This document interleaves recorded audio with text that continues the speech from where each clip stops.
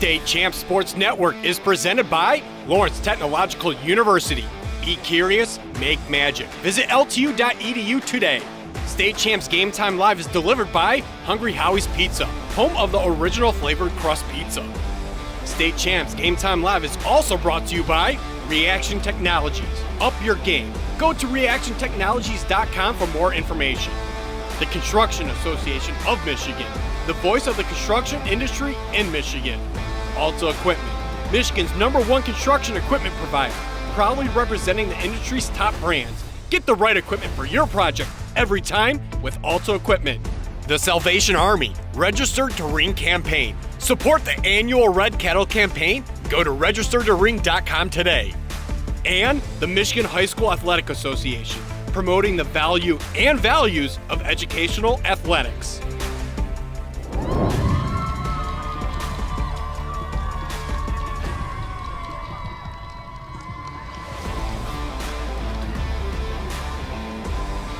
Welcome into State Champs Network Game Time Live. I'm alongside Sean Belegian, I'm Patty Cesarini, and we have got a good one here tonight for you. Grosse Pointe South playing host to Roseville for the Division II District Semifinals.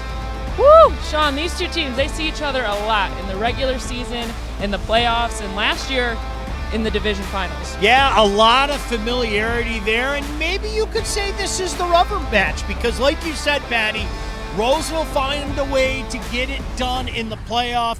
Grosse Pointe South got their revenge just a few short weeks ago, so the rubber match now, it should be a dandy here tonight. Absolutely, and for Roseville, they have Mr. Football candidate Des Stroughton. What makes him so dangerous for this Grosse Pointe South team? He's a guy that can get it done both sides of the ball, and we really look for that when we're talking about Player of the Year candidate. Of course, he's taken his talents to Illinois as a defensive back, but you're going to see him create havoc all over the field, especially at this level in a game like this.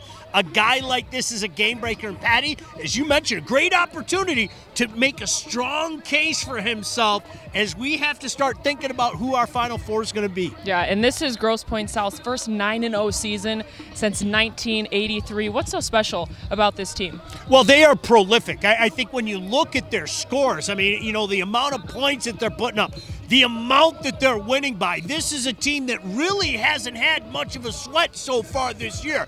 And you know who knows that better than anybody is Roseville. And they know them, and they know that things have been easy for them. So certainly they're going to look to make it more difficult here tonight. It should be fantastic. Yeah, this is going to be a good one. You are not going to want to miss. Stick with us here. We've got kickoff coming on soon.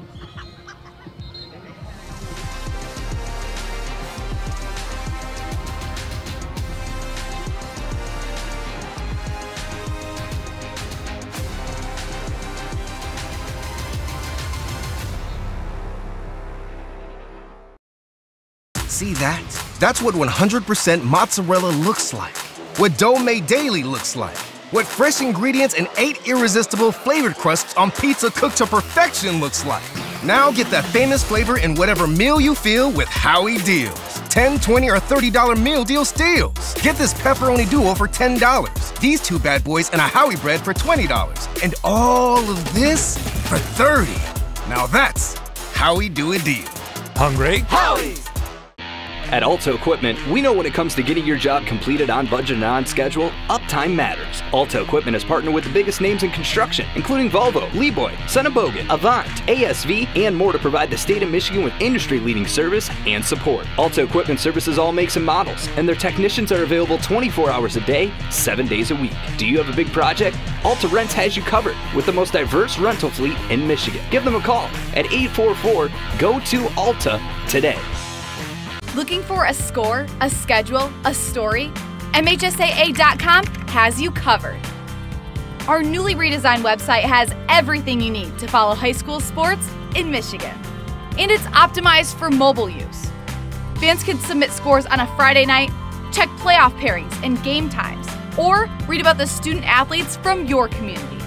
Your first stop is MHSAA.com. Connect with us online and get everything you need all in one place. Your persistence and dedication have brought you this far. but the fire of curiosity within you burns to push beyond your limits. LTU is the place where your passions and curiosities can soar, pushing your mind and body to new magical heights. Lawrence Technological University. Be curious, make magic.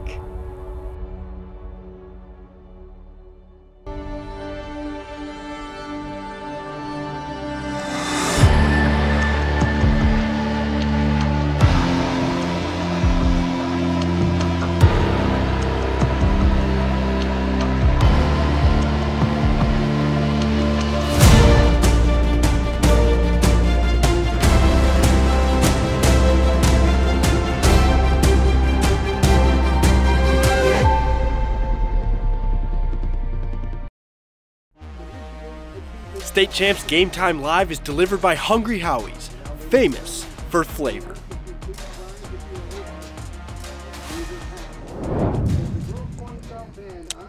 And welcome in to State Champs Network. Before we get this one going, let's pause for our national anthem.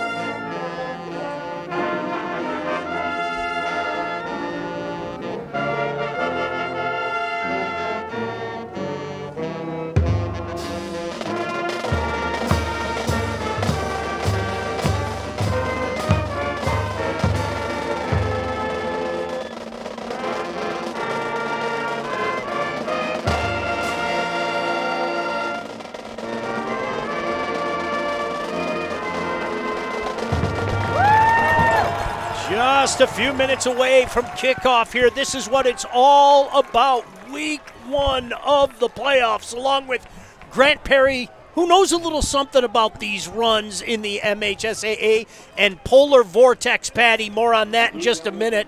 Down on the field, my name is Sean Belegian. And Grant, we got a dandy here tonight. Two teams very familiar with each other.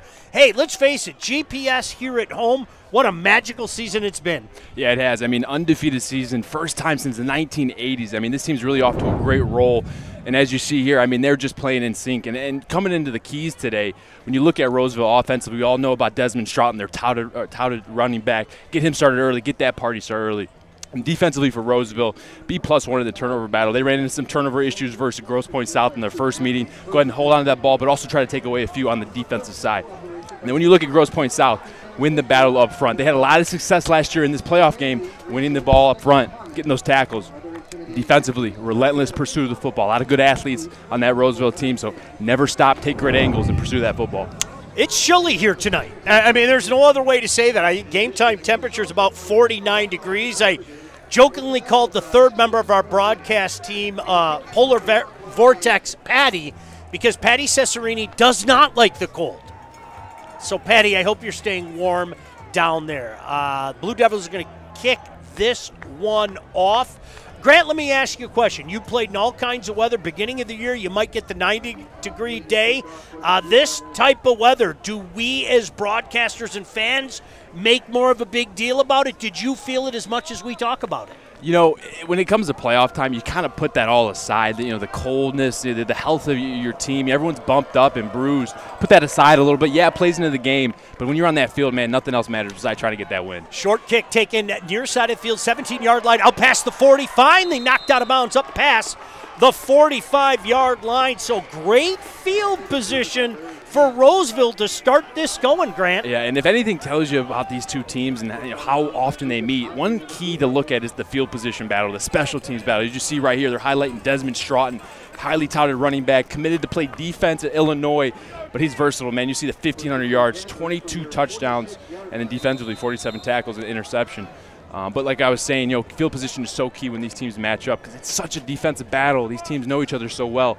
So this is a good start here for the Roseville Panthers. Great start here on their own 46-yard line. Just underway. Beautiful campus out here at Grosse Pointe South. Roseville, the black helmets, white jersey, black pants, red trim. Handoff. They started on the ground, trying to get to the edge. They do. Into GPS territory. First down and more. Ball's loose and stripped away. Who picks it up? Still waiting for the official signal, but it is GPS. How about that? You want to talk about making a big play both ways, Grant Perry. That's what happened. A big run, but it's all for naught as it's stripped away. All for naught, and you got to fight to the end of that whistle. Yeah, he gets a good run. Herman Searcy, number 2's got the ball on the jet sweep.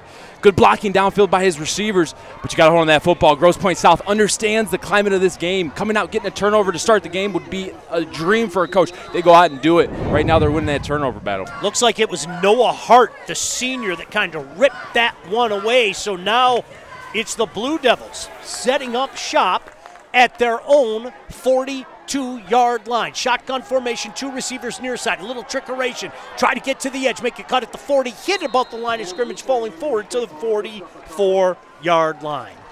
And they go ahead and hand that ball off to Sam Rollo right there. And, I mean, he's just a great player that's really kind of come up for these guys and provides a dynamic aspect also in the backfield. They'll hand him the ball off. As you see there, he got a reverse jet sweep, if you will. And then he's also an effective receiver in the pass game. Number 15, Sam Rollo, is a guy to keep an eye out for here tonight. Only a sophomore. You're going to see him do a little bit of everything out there. Make no mistake about that. Jack Lupo, shotgun formation. Running back on his right hip, 2 receivers split near side, now 1 in motion on this 2nd and 8. Going to keep the ball on the ground. Not much up there, though. Boy, great job by that front 7 stepping up and reading that play, Grant. Yeah, really good job. That was done by number 9 right there, Elijah Holly. You know, talking to coach this week, saying, who's a player that's really stepped up for you? And he said Elijah Holly, number 9. As you see right here, you get the Blue Devils starting offense there. Jack Lupo, 3-year starter, 2-year starter here for the Blue Devil offense, really coming into his own and figuring out how to lead this offense. And, got to talk about Vince Vachon there, the receiver, slot receiver, speedy guy. Made an impact last year in this playoff game. Look for him to make one today as well. 3rd and 8. Once again, 2 receivers split near side, 1 on the far side. Running back on the right hip. Man in motion, fake the handoff. This is a keeper all the way. Some space into Roseville territory. First down and more, stepping out of bounds at the 38-yard line. That's just an athlete doing athlete things. Yeah, 8.2 yards per carry for Lupo, and you can see why. A good understanding of when that pocket starts to collapse, go ahead and make something happen with your feet. Really good job there by Lupo, understanding, getting that first down. But, talk about the rush from the D-line. Great exterior rush from the defensive ends. Allowed him to step up in the pocket. Interior rushes where they slipped up and allowed Lupo to get loose there and pick up a first down. First down at the Roseville 39-yard line. You can see Lupo in the shotgun, 4 receiver set, sends a man in motion. Going to keep the ball on the ground. Lots of space. Look out up the middle. 25 inside the 20. Finally brought down at the 16-yard line. And Grant, you can see why this team put so many points up this year. Yeah, high-scoring offense. You can tell they're undefeated and they're playing just like that. Not losing a chip coming into this game. And right there they go counter. And right here you see the starting lineup for the defense here. Elijah Jolly, number 9, a guy we just highlighted, 6'5", 220 pounds. Obviously Bryant Snowden, coach's son at safety. Good to see him in the lineup. He was a game-time decision. Look for those guys to be an impact there on defense today for the Panthers. Lupo shotgun formation again. Kicks the leg, going to pitch it. Trying to get to the edge. No, good pursuit there. That's going to go in the books for a loss. It looks like his knee hit at the 18. Let's see if they give him forward progress, though. Grant. And that's DeAndre Fordham, the captain right there. Really good job understanding. They've getting a lot of motion, a lot of jet sweep. Go ahead and give it to Vince Vachon, their playmaker on the perimeter. A really good job by the captain, DeAndre Fordham, of keeping that thing inside out, keeping contained, and bringing that tackle down for looks like what is a loss. Trip receivers far side, 1 near side. Lupo looking over that defense. Blue Devils threaten. 9:10 to go here, first quarter. Shotgun formation, back to pass. Lupo going up top, going up and grabbing it. Touchdown, Blue Devils. Grabowski went up and Grabowski'd that. Yes, he did. I mean, that was a big-time catch. Great understanding by Lupo, understanding how to get one-on-one coverage. Go ahead and give my guy an opportunity. They split out. Grabowski one-on-one out there on the corner. Great ball, back shoulder high at the eye level, helmet level. And Troy Grabowski falls right into that catch, gets his feet in the end zone, falls for a touchdown right there. How about that? Taking advantage of a turnover, go right down the field. Snap down, kick up, and the kick is good. And with 9:02 to go, Lupo to Grabowski, and this high-octane offense strikes first, Grant. Yeah, great throw, good presence, three-step, throws it, gets rid of the ball, understanding exactly where he wants to go, throws that thing, puts it right on the back shoulder there. Great job, and right there, great job bringing that down. And Jaden Williams, number 21, just couldn't get his head and eyes back around fast enough. And fun fact for you there: first meeting between these teams, Grabowski, first touchdown of the game. Today, what does he do? First touchdown again. So Grabowski's got a thing for finding that end zone first to start these games off. Hey, want to tell you about Reaction Technologies. Take your game to the next level with Reaction Technologies, elevating athletes' safety and performance. Follow them at Reaction Tech on all social media. Now it's time for the Panthers to respond. Hey, let's not forget they had a good return. Looked like they had a first down into Blue Devil territory, and then the turnover happened. So, Grant, you got to forget about what happened that first time and kind of reset everything. Yeah, and we're talking with Coach Snowden this week. Big emphasis on this team was next play, next game. Kind of getting over those moments, not, dragging those along, and let's see if they can get over that, come out here with a good drive. This time a short kick, and it goes out of bounds. So once again, Grant, they are going to be set up with good field position, this Panther offense, and they can cause some damage as well. Make no mistake about that. As you mentioned earlier, a lot of it starts with Desmond Stroughton on both sides of the ball. Yeah, he's the big focal piece, and if you're a defense coming in, you're definitely going to scout this team and see, well, hey, Desmond Stroughton's going to touch that ball a lot.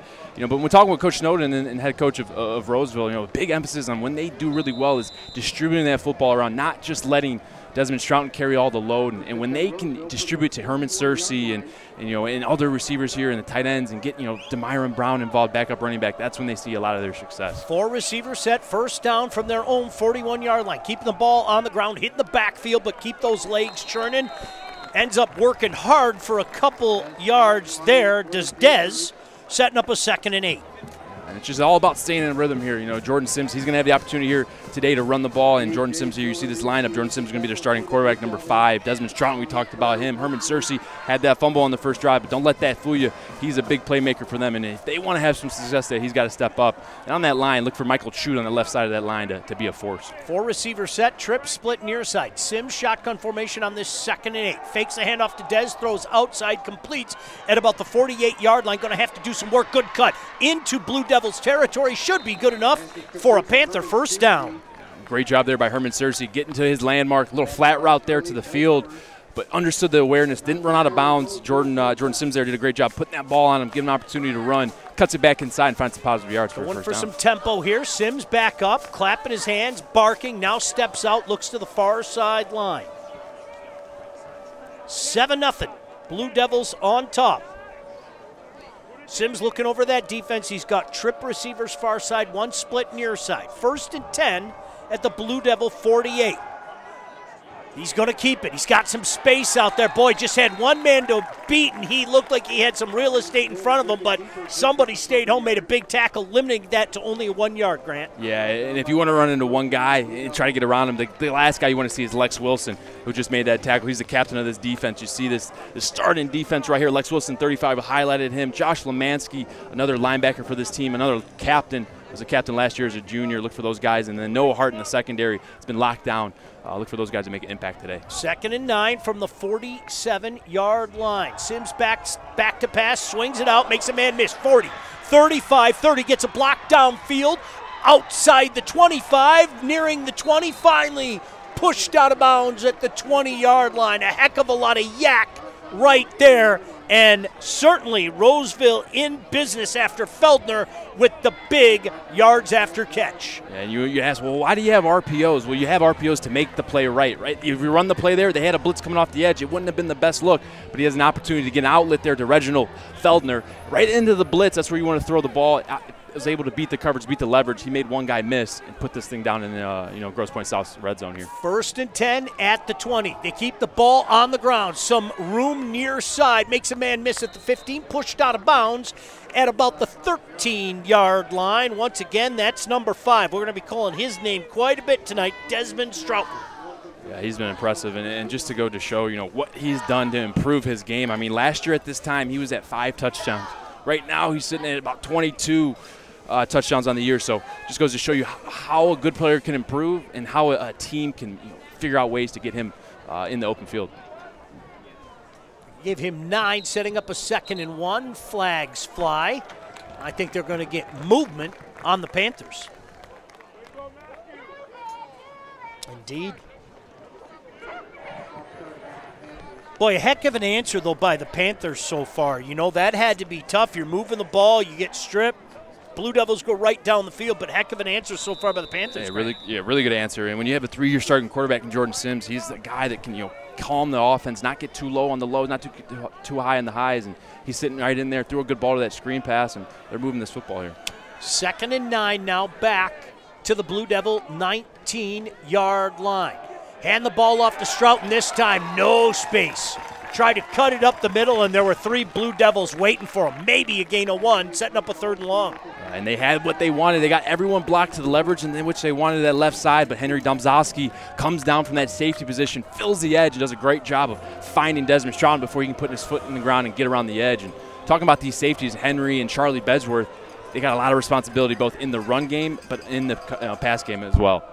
Grosse Pointe showing blitz here. Flags fly everywhere. They're going to say offside, so they give a free 5 back. That's huge. Yeah, that's huge, especially down in this low area red. It's hard to pick up yards, and when you pick up those free yards here, and especially on a 3rd down, to make a 3rd down and much easier, you'll take that as an offense all day. 3rd and 3. Well, Grant, one is apt to say the playbook is open a little bit wider when you're talking about a 3rd and 3 situation as opposed to 3rd and 8. Absolutely, and talking with Coach Snowden too, he said we don't hate our field goal depth in which we kick it from, but we like our offense, and got to imagine if they get it close to a 4th down here, they'll probably go for it. Sims in that shotgun. The 5'11", 195-pound senior now looks to the far sideline. He's got Des Stroughton, starts on the left hip, now on the right hip on this 3rd and 3. The give is to Des. Des tries the middle, cuts it back, no sir. Big wall of blue there at decision time. You were just talking about it. Grant Perry in that crystal ball. It's almost like you saw decision time here, Grant. What do you think? Yeah, well, we're going to have to see what, looks like the offense is staying on the field. That last play, though, Grosse Pointe shifts into a 5-down front, meaning that each lineman has a responsibility in front of them, which allowed Lex Wilson there to fly through the hole and make a tackle. 4th and 3, shotgun formation. Back to pass is Sims. Steps up in the pocket. He's hit, and down he goes. The Blue Devil defense comes up big and gives their offense the ball back. I mean, that's huge. Talk about stepping up and making a play for your team. And Ben Kosick right there, first in on the sack, did a great job of not allowing Jordan Sims to have lanes through the middle of that defense to run and pick up a 1st down in his own. But they closed in on him, and Ben Kosick was leading the way there. Great job. They went man coverage across the board, man on man in the receiving game, and they did their job. Hey, Hungry Howie's is a great partner of the State Champs Network's Mr. Football and Anvil Awards. Hungry Howie's, the original flavored crust pizza. Order your pizza at hungryhowies.com. I formation now. 1st and 10 for the Blue Devils on the 13-yard line. Pitch play. Lots of room outside. Look out. Makes a cut at the 25, 30, 40. Into Roseville territory. Finally brought down at the 42-yard line. Good old-fashioned eye look there, Grant. Yep, get right under center. Change the look up. They've been in the shotgun. They go ahead and put Lupo under center. So you know what, we're going to play some big boy football here. They go toss sweep to the right, and they get their running back on the edge there. Charlie Michelati there, the sophomore, does a great job. Look at the speed here, getting to the edge, capturing it. Look at him putting his foot in the ground there and get north and south. Elijah Jolly, number 9, trying to get there in pursuit from that backside end position, but a great cutback allows them to pick up a few more yards, putting this into Roseville territory. 1st and 10 at the 41-yard line of the Panthers. Inside handoff, they try the fullback. Good second effort to push his way past the 40 up to about the 39-yard line. And you'll see Lex Wilson right there. They try to switch up the tendencies there. Lex Wilson's more of a short yardage goal line back. 1st down and 10, they go and throw Lex Wilson in there, give him a run, which is a good, good tendency switch up. But right there, Michael Chu, number 56, the Grand Valley commit, was able to work his way in between the tackle and the guard there. 6'4", 255 pounds. If he's able to get in that backfield and disrupt that handoff there, he's going to be able to keep that run there from getting too far downfield, and did a good job there. Blue Devils up 7-0. They threaten again in Panther territory, facing a 2nd and 8 at the 39-yard line. I formation look again. Some movement up front, no flag. The give is to the deep back. This time, a wall of white met him at the 39-yard line. That's going to go in the book as a loss of 1, setting up a 3rd and long. Yeah, good job there up front by that D-line. And again, Michael Chute and Miles Sharp, number 59, doing a good job of plugging those gaps. And you look at the D-line, so how do you judge if they did well or not? You look right down the line of scrimmage and say, well, who's getting pushed back? Right there, they held their ground. They didn't get pushed off their spot. They were able to hold their ground, allowed linebackers to fill, which allowed a tackle for, looks like, absolutely no gain. Let's see what Coach Hepner decides to do here. 3rd and 8, 39-yard line, waning moments of this first quarter. Roseville showed some zone coverage here. Lupo's really good dissecting zone coverage in a quick game. Shotgun formation, receiver in motion from the far side to the near. Lupo's going to keep it. He's got some space over the 35, makes a second dive. I think he's going to be just short of the first down. So Grant Perry, here we go again, decision time. This will be 4th, and we'll call it about 1.5 yards for the Blue Devils. Yeah, and I'll tell you one thing, that Lupo made the decision a lot easier there. And looks like we got someone down, can't see the number. Hopefully he's okay, but Lupo was able there to get the number out. I think that was number 52 there, down on the play. Hopefully he's okay. That being, Sawyer Wisebro, excuse me, who's a very, very important guy for them both ways on the side of the ball. Yeah, you hope he's okay. Timeout on the field. We can tell you they're going to mark that, Grant, back at about the 33-yard line. I thought it was closer to the 32. Yeah, same. So this is going to be a full-fledged 6 feet. This is a true 4th and 2. Yeah, this is like you said, they're approaching almost 3 yards. This is not an easy distance to go. You got plays you like, but it just comes down to execution. Can you get a good push up front? The defense is anticipating probably some type of a run or a perimeter run where they get an option where a quarterback can keep it. Maybe he can dish it off late with a little RPO action. So as a defense, here I like to play man coverage, man on man, ball defying defense, and it looks like Sawyer here is up on his feet. Hopefully he's okay. Yeah. Like to see that, getting a little assistance off the field, but the good news is he is walking off the field a little bit, not putting any weight on that right leg. In case there was any doubt, the fact that Jack Lupo was running back on the field puts it to bed. Yes, indeed, the Blue Devils are going for this. 4th and 2 on the Panther 33-yard line. He's got 2 receivers split outside, 2 near side. Looking over that defense, they need about 6 feet. Man in motion, Lupo stops, dances, and down he goes. All the way back to the 36-yard line. So both defenses, Grant, flexing their muscle early and stopping 4th down opportunities. Yeah, really good stop there by Roseville. You see the play here. It's going to look like it's a run option, but it's a pass. All the O-line is pass blocking, and he had a one-on-one route there. Looked like it was going to be a whip route by that receiver. Receiver gets caught inside, can't get the right leverage. Lupo doesn't like it, tries to turn it upfield, and defense swarms to him. Boy, Jacob Blair with some good pursuit, and it looked like at the tail end of that play, he may have taken a knee to the lower back. So you hope that young man is okay. Hey, there's always help wanted when it comes to high school game officials. Every year, over 1,000 new officials are needed. Officiating is a great way to stay in shape, stay close to the game, and so very much more. Log on to MHSAA.com for more info. Good to see Jacob Blair back on his feet. Roseville comes up with a big play to get the ball back, Grant. Yes, they do. I mean, 4th down and 3, we said that was, that's almost a gray area where, you like some calls and some calls, it's a tough situation to be in. But right there, Roseville was able to do what Grosse Pointe South did on the last drive, get to the quarterback, not allow him to pick it up with his legs, and Roseville's defense steps up, gets them the ball back right here. So fresh set of downs for Roseville. Hey, make no mistake about it, they've been able to move the ball. Unfortunately, a fumble on the first drive and then a turnover on downs deep in Grosse Pointe South territory. So they start over again. Sims shotgun formation. Stroughton on his left hip, back to pass on first down. Steps up in the pocket, fires, complete into GPS territory and a first down up to the 40-yard line. Searcy, the senior, with a big play. And that's just great scheme, great understanding from Jordan Sims saying, I got middle of the field open, I got a bender coming across, really good hit, really good find. Tempo again, flags fly, the handoff goes to Stroughton, little space over the left side. Give him 3, but I have a feeling this one's going to be coming back. Let's see. Wait for the official response. Indeed.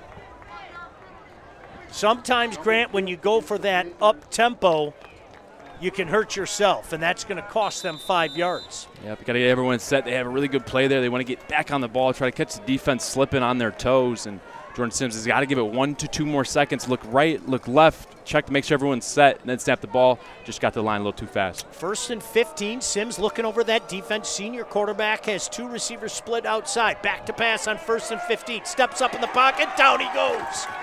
Down he goes, back into Roseville territory. I think they're going to mark him down at the 50, Grant, but still a loss of 5. Yeah, you got to credit Grosse Pointe South and their ability to contain Jordan Sims. Jordan Sims can run, had a really good day running.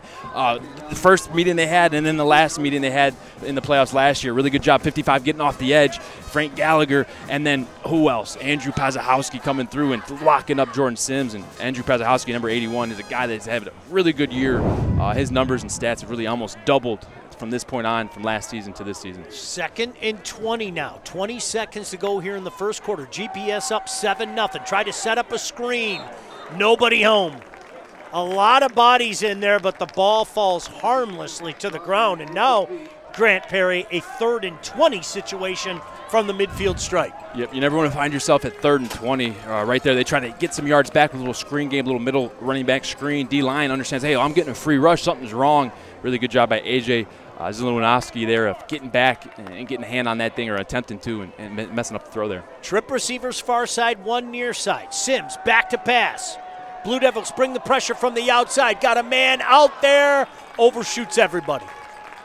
Looked like the pass went in, the receiver went out, but the receiver had a step on his men out there, Grant. Yeah, it looked like he wanted the seam route. Seam route ended up kind of slowing down there. He puts it over the head. Safety was there, just to make sure no one else could get it. Like to see him try to reset his feet and throw that thing out there to number 7, Eric Slater. He's standing at 6'3", about 190 pounds. It's a big body receiver. Opportunity to go catch a jump ball, but right there he misses up the seam, and they got to punt this one away. So GPS sends 2 men back, standing at their own 22-yard line. Panthers are looking to get something going offensively. Punts away, fair catch called for, and made back at the 20-yard line with 2 seconds remaining in this first quarter. A first quarter that sees the home team, the Blue Devils, on top by a score of 7-0. Along with Grant Perry up here in the booth, Patty Cesarini down on the field, I'm Sean Belegian. So glad you could join us. Best time of year, folks, really is. They're going to mark that fair catch actually back at about the 18-yard line, so that is where the Blue Devils will take over with a 1st and 10 in what should be, key and operative word, the last play of a very swift-moving first half. 2 receivers split, near side 1, outside. Pitch play, some room on the outside, up past the 20, up to about the 23-yard line, give them a gain of about 5, and that is going to do it for the first quarter of play. GPS with a 7-0 lead and a 2nd and 5 situation, Grant Perry. Yeah, got a good half there, and we'll catch you here when we come back. Don't you go anywhere. Our score after the first quarter. Grosse Pointe South on top by a score of 7-0 on the State Champs Network. See that? That's what 100% mozzarella looks like. What dough made daily looks like. What fresh ingredients and 8 irresistible flavored crusts on pizza cooked to perfection looks like.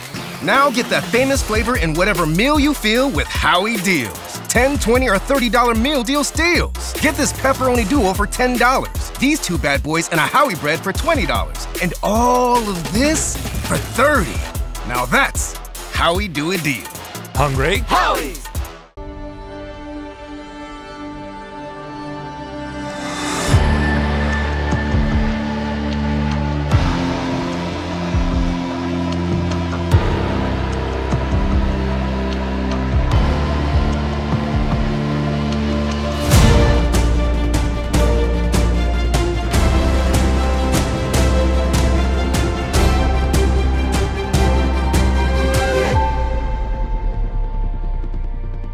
Unlock peak performance with Reaction Technologies, the ultimate training tool for athletes. Our patented product enhances performance by building muscle memory and reinforcing proper technique. With real-time feedback from coaches, players can quickly adjust and perfect their skills. Designed for athletes at all levels, Heads Up Trainer integrates seamlessly with existing training tools. Elevate your skills and performance with Reaction Technologies, where precision meets performance. Coming soon. By phone, text, email, online, or through the mobile app. To the Blue Devils this season, Coach Snowden said the positives were that we competed. The negatives, we needed to learn to sustain drives and close out victories. In their last 2 games of the season, coming off that loss, they closed out those victories. One against Romeo, 21-19, and the other against West Bloomfield, 48-47 in overtime. And for Coach Hepner and his squad coming into tonight, he said you stick to the same process as every other week, but his team understands that this is a win-or-go-home situation. So having that thought in the back of their minds is what keeps everybody focused, but overall, really likes the mentality of his team. Sending it back up to you guys who are nice and warm up there. Is Patty a pro or what? Yeah. What you can't see is she's literally in a block of ice. Yeah. Like below, see, did you notice we didn't shoot below the knees because poor Patty's in a block of ice down there. We appreciate you, Patty. 2nd and 6 for the Blue Devils as we start this second quarter. Roseville shows blitz. Let's see if they back off or bring it here. Lupo recognizes that. Claps his hands, gets the snap.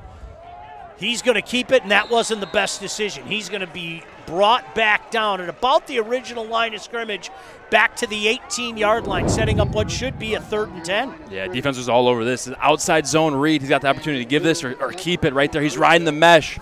Probably one he wants to give at that time. Elijah Holly, number 9, was there ready to make a play, and then Brandon Riddle, linebacker, number 16, was able to fill the gap and bring him down. That's going to be a loss, actually, of 5, setting up a 3rd and 11. Let's see what they dial up here.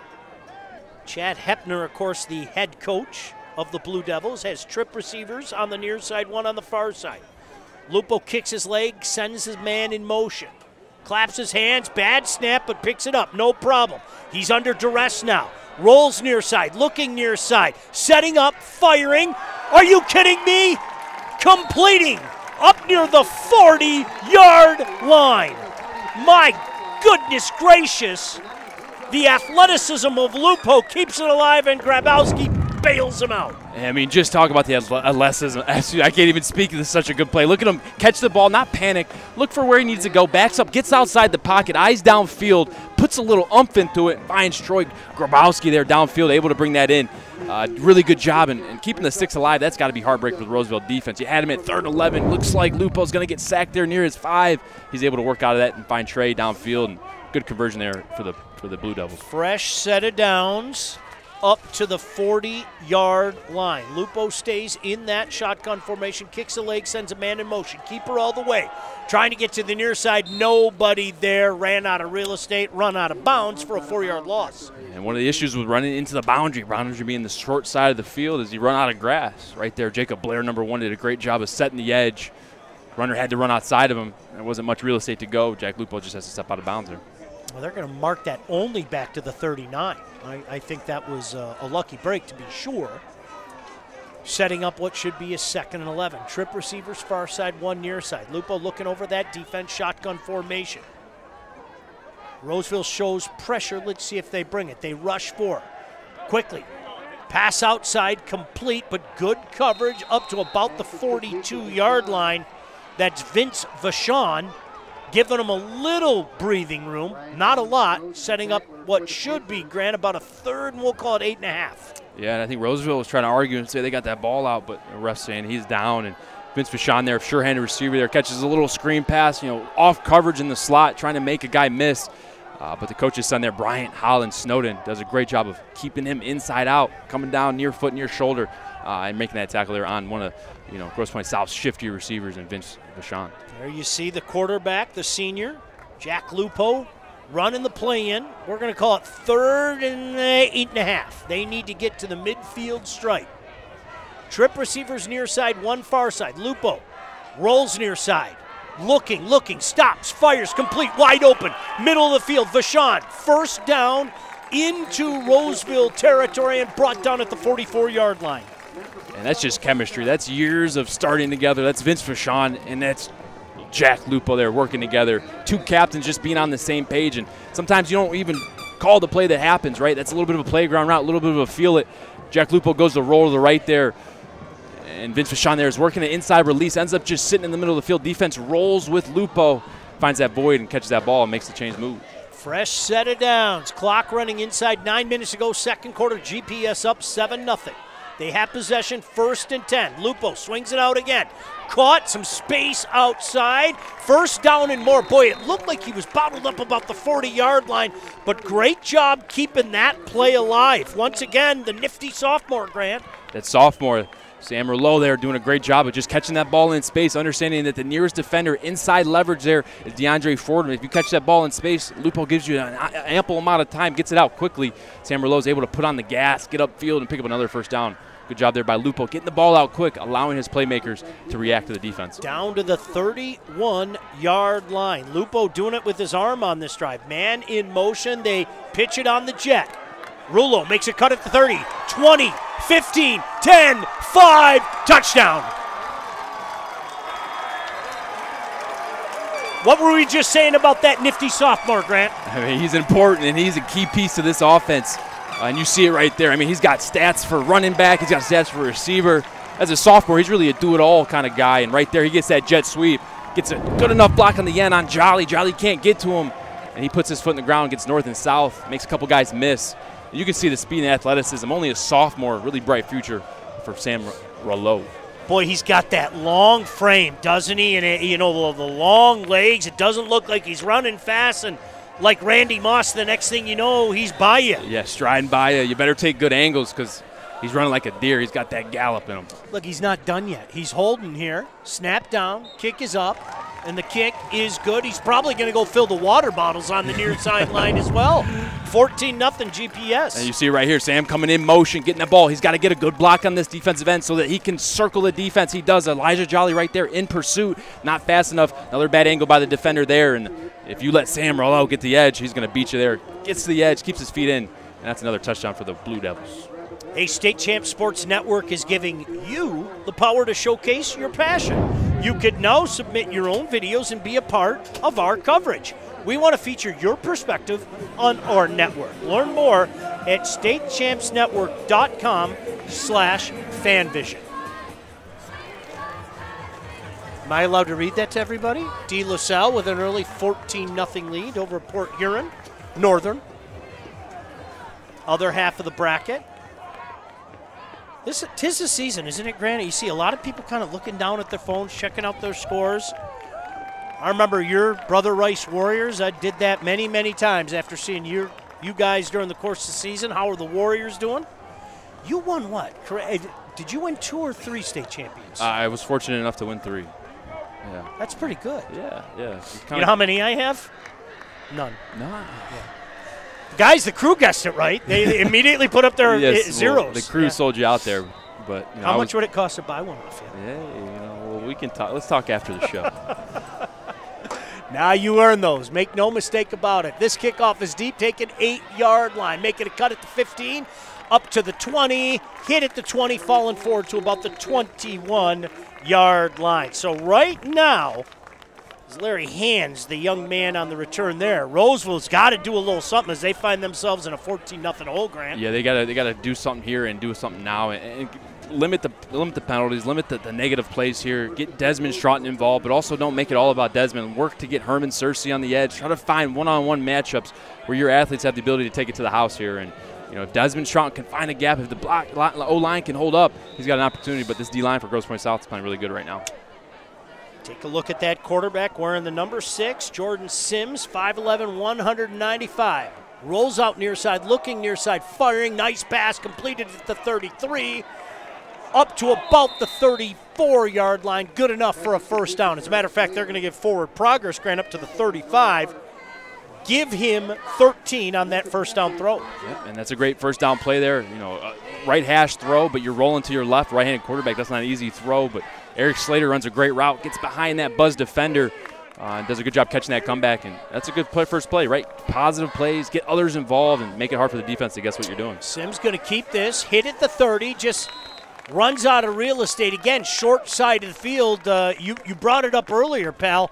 You literally run out of real estate. You run out of real estate, and especially if you don't get the blocks you need, you really run out of real estate, and you run out of it faster. Right there, Andrew Pazahowski does a great job of getting into Jordan Sims' face. Jordan Sims, ball security a little not where you want it. You want to see two hands on that football. He has to bounce outside, and like you said, he ran out of real estate there. Runs out of bounds. That's going to be a loss of about a foot, setting up, a second 10 and 1 foot. Sims looking over that defense, 2 receiver split outside. The give is to Des Stroughton. Stroughton, look at that hard run. First down. My goodness, it looked like he was dead to rights at about the 40, and then he broke through a mass of humanity up to the 41-yard line. And good players make your plays look good, and great players can make good plays look even better. Right there, they did a counter run, backside pullers at the point of attack. Josh Lemansky and Lex Wilson were able to get to the first puller. Second guy, linebacker Ben Kosick, was there, just out-athleticized by Stroughton. Stroughton picked up that first down. Sims looking over that defense, fresh set of downs up to the 46-yard line. Back to pass into GPS territory, completed down to about the 48-yard line. Looks like they found a little rhythm here on this. They needed to get something going as that pass goes to Searcy. They're going to go hurry up here. And Jordan Sims is his best when he's on time and knows where to go with the football. Hands it off. Stroughton just keeps those legs moving. Look at that. Through the pile again. First down and then some inside the 40-yard line.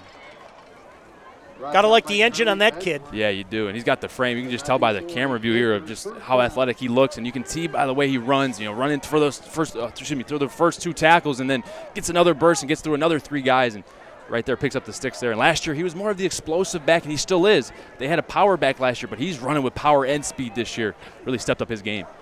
They threaten now at the 39-yard line. Sims looking downfield, just overshoots his man. May have felt the backside pressure. Put a little bit too much on that pass as he had a receiver breaking open downfield. Yeah, that was a bang-bang play. Number 65, Simon Justin coming around the edge there. Good pressure. Just a second late, but probably affected that throw. Jordan Sims could probably feel him on his backside. Jordan Sims puts that thing on a laser, call that a 2-ball, right over the linebacker's head. Just enough to fall in the receiver's hands, but like to see him put more of a 3 on that, give him a little bit of air, let him run underneath it, away from that cornerback. That's one that Jordan Sims definitely would want back. 2nd and 10 at the 39-yard line. Panthers looking to get on the board. Sims, shotgun formation, quickly back to pass, complete at the 35, dancing out of bounds at about the 33-yard line. Milton Standifer, the junior, making this a manageable 3rd and 4. And that's a great second down play there. You get a cut split by the receiver there to the boundary. You get off coverage by the cornerback, and you got your receiver there, Milton Standifer there, just running an out route. Good communication, good timing there by Jordan Sims. And like we said, when Jordan Sims is on time, knows where to go with the football, that ball's out before that defense can react. So good drive here of picking up first downs and moving that football. Sims looking to the far sideline, awaits the play call coming in. He's got 2 backs in the backfield with him. He's got Brown and Stroughton on this 3rd and 4. He gives it to Brown. Brown looking for the far edge. He's not going to get there. Definitely 4-down territory. He picked up a couple. Or are they going to say he got it? They are. My goodness gracious. Far side of the field. My apologies. He did get there. Yeah, and let's see it here. The junior, Myron Brown there, getting to the edge. See the speed there, able to hesitate, work under a tackle there. Still going, and yeah, you can see him reach for it, work hard, and Coach Stone has been really happy with his progress this season. Heck of a second effort. I was going to say, look, you're in 4-down territory anyway, even if he was a yard short. Roseville would much rather have a first down, and that's what they have here. They threaten at the GPS 29-yard line. Under center now is Sims. Hands it off. Trying to get to the near edge. A little space out there. Good tackle, but up to about the 26-yard line. 3 hard-earned yards, but a big hit out there, Grant Perry. Yeah. Seriously took a big one there. Yeah, he did. Hey, at Lawrence Technological University, your vision of competing in scholarship-level college athletics can be your reality. LTU offers varsity sports for men and women while studying for a world-class undergraduate degree. Scholarships are available at lturecruityourself.com. 2nd and 8 for Sims and this Panther offense. They trail 14-0. Sims rolling out, looking, firing. No, ball came loose.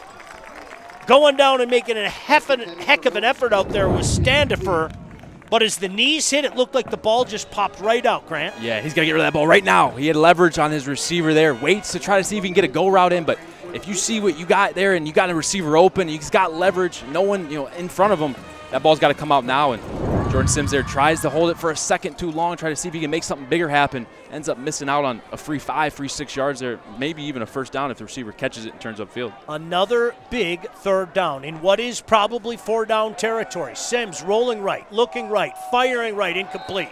Short-armed that one, looking for Standifer again. He didn't have a chance. And so here we are, 4-down territory, Grant. I'd be drop-dead stunned if they didn't go for it on 4th and 8. Yeah, I got to imagine they're going to go for it right there. We saw Jordan Sims make that same throw here, rolling to the left here earlier in the drive, and that time he gets the route he wants, gets the leverage he wants, just can't get the ball out there. Like you said, Sean shorts-armed it, right here. They're going to call in a play here, try to get, a matchup, and I wouldn't be surprised if they come down here to number 7. That being Eric Slater, their 6'3", 195-pound receiver, lined up against number 8, Noah Hart, who's also Grosse Pointe South's one of their best defenders. Stroughton the lone back, Sims in the shotgun. Movement up front, there's your flag. You got a free 5 yards there, Grant. Boy, changes things dramatically, doesn't it? 4th and 3 as opposed to 4th and 8? Absolutely, and the offensive coordinator over there for Roseville, wiping a little sweat off his head. He's able to open up that playbook a little bit, unflap that fold there for 4th down and short, and here comes another running back. They're going to go 2 running back personnel here. They like to go split backs with DeMeyer and Brown and Desmond Stroughton. Wouldn't be surprised they go some type of play action here, RPO, where they fake the inside run, and one of these running backs leaks into the flat here from the opposite side. There's those 2 backs, like you said, Grant. Brown on the left side, Stroughton on the right side. Sims going to hand it to Stroughton. No, rolls out, complete to Brown. Brown, first down. Boy, good job staying on his feet after taking a little bump and diving forward to the 15-yard line. Really good job, and they go exactly what we said there. A little read option there, keeps it, pulls it, and it's really hard for that backside linebacker to relate to the backside running back when he crosses the formation. DeMyron Brown was able to get into the flat, out-leverage that defender. Jordan Sims was able to put it on him just enough where he could catch it, put his hand on the ground, and get up north and south. And you can see there at the end of that run, DeMyron's got a nice little burst, able to fall forward for a few extra yards. Well, showed some coordination and agility to stay on his feet there and pick up an additional 5 yards. 1st and 10 at the 15-yard line. Sims is going to keep it. Try the outside, makes a cut at the 15, hit at the 13, falls forward to the 10. You'll take 5 yards all day on that 1st down carry, setting up a 2nd and 5 at the 10-yard line. Sims, he's no stranger to running the football. Coming into this today with 387 yards rushing, 3 touchdowns. He's very athletic, as you can see. Would like to see him clean up the ball security. He's hanging that thing out like Michael Vick a little bit, but he's doing a good job here so far, picking up some yards when needed. Not trying to do too much in the run game, and if they can use him properly, adding that 11th element to the run game is a hard factor for defenses to cover. Under 4 minutes to go here in this 2nd quarter. 14-0 GPS, but the Panthers from Roseville are threatening. 2nd and 5 at the 10-yard line. Handoff, trying to get to the edge and cutting it back. No space out there. Stroughton's going to be brought down for no gain, setting up a huge 3rd and 5 at the 10-yard line. That was big Franklin Gallagher right there, 6'4", 230-pound defensive end, 2-year starter for this team, plays some offense as well, does a great job of when it looks like Desmond Stroughton has a hole, he runs into Franklin Gallagher, forces it outside, and allows that Blue Devil defense to rally to the football there. Beautiful campus here in Grosse Pointe, and boy, what a packed crowd we've got here tonight on the home side. My goodness. You got the best seat in the house. You're warm someplace. We appreciate you checking in. Big third down here, 3rd and 4. Sims under pressure, rolls out near side. He's going to take off and run. He's got the first down. He's hit at the 2, pushed out of bounds. Flag at the end of the play. Regardless, this is going to be a 1st and goal situation for the Panthers. How about Sims going from 3rd to 4th gear to avoid that sack? Yeah, boy, did he. That blitz came in hot. He was able just to roll out of it. Saw it the last second, and then you can see the athleticism by Sims here. Watch this blitz come. And that's Lemansky there, number 33. Excuse me, Lex Wilson, the captain, the middle linebacker there, just taking an angle. Jordan Sims outlet, gets the leverage on him, gets to the edge there, and good job. You can see him lowering the shoulder, picking up some hard yards there, picking up that first down. And when he runs and he's on time with his throws, and it looks really good. Grant Perry, this is going to be a 1st and goal at the 1-yard line. Sims paid the price. But isn't that what you're supposed to do? It's playoff time, baby. Hey, it's playoff time. You got to get out those hard yards, stepping out of bounds, trying to preserve yourself. There's nothing left to preserve. You got to fight for each down, each yard, especially when it comes to these playoffs. Everything matters. Sims checks out. Wildcat, Stroughton in the shotgun, keeps it into the end zone. Touchdown, Panthers. A little Ronnie Brown look there. He made that in vogue in the National Football League about a decade ago, and Des Stroughton says anything Ronnie can do, I can do as well. Yep, it lives on, the Wildcat, and can't look for a better guy to run the Wildcat than Desmond Stroughton. The athleticism, you just hope that you can contain them right there. They only needed 1-2 yards. He had great patience, was able to see where the blocks were, and stepped right in the end zone there for a touchdown. Big point after, snap down, kick is up, and the kick is no good. No good. Hit the left upright and just kind of popped back down. So the Blue Devils have a 14-6 lead. Here's your touchdown, Grant. Yep, it's inside. Defensive line doesn't get enough push. They don't get anyone that can penetrate the gaps, and Desmond Stroughton's able just to pick which hole he wants and gets that 1 yard. Hey, the Construction Association of Michigan provides a vast array of resources, services, information, and training to our diverse membership in Michigan's construction industry. Go to buildwithcam.com for more info. Thanks to them and everybody else for being a part of this. He's Grant Perry. He has 3 state championship rings. Patty Cesarini down on the field. I'm going to have to check with Patty to see if she has any state championship rings. I have no championship rings, but I'm very happy to be here with these guys. How's that?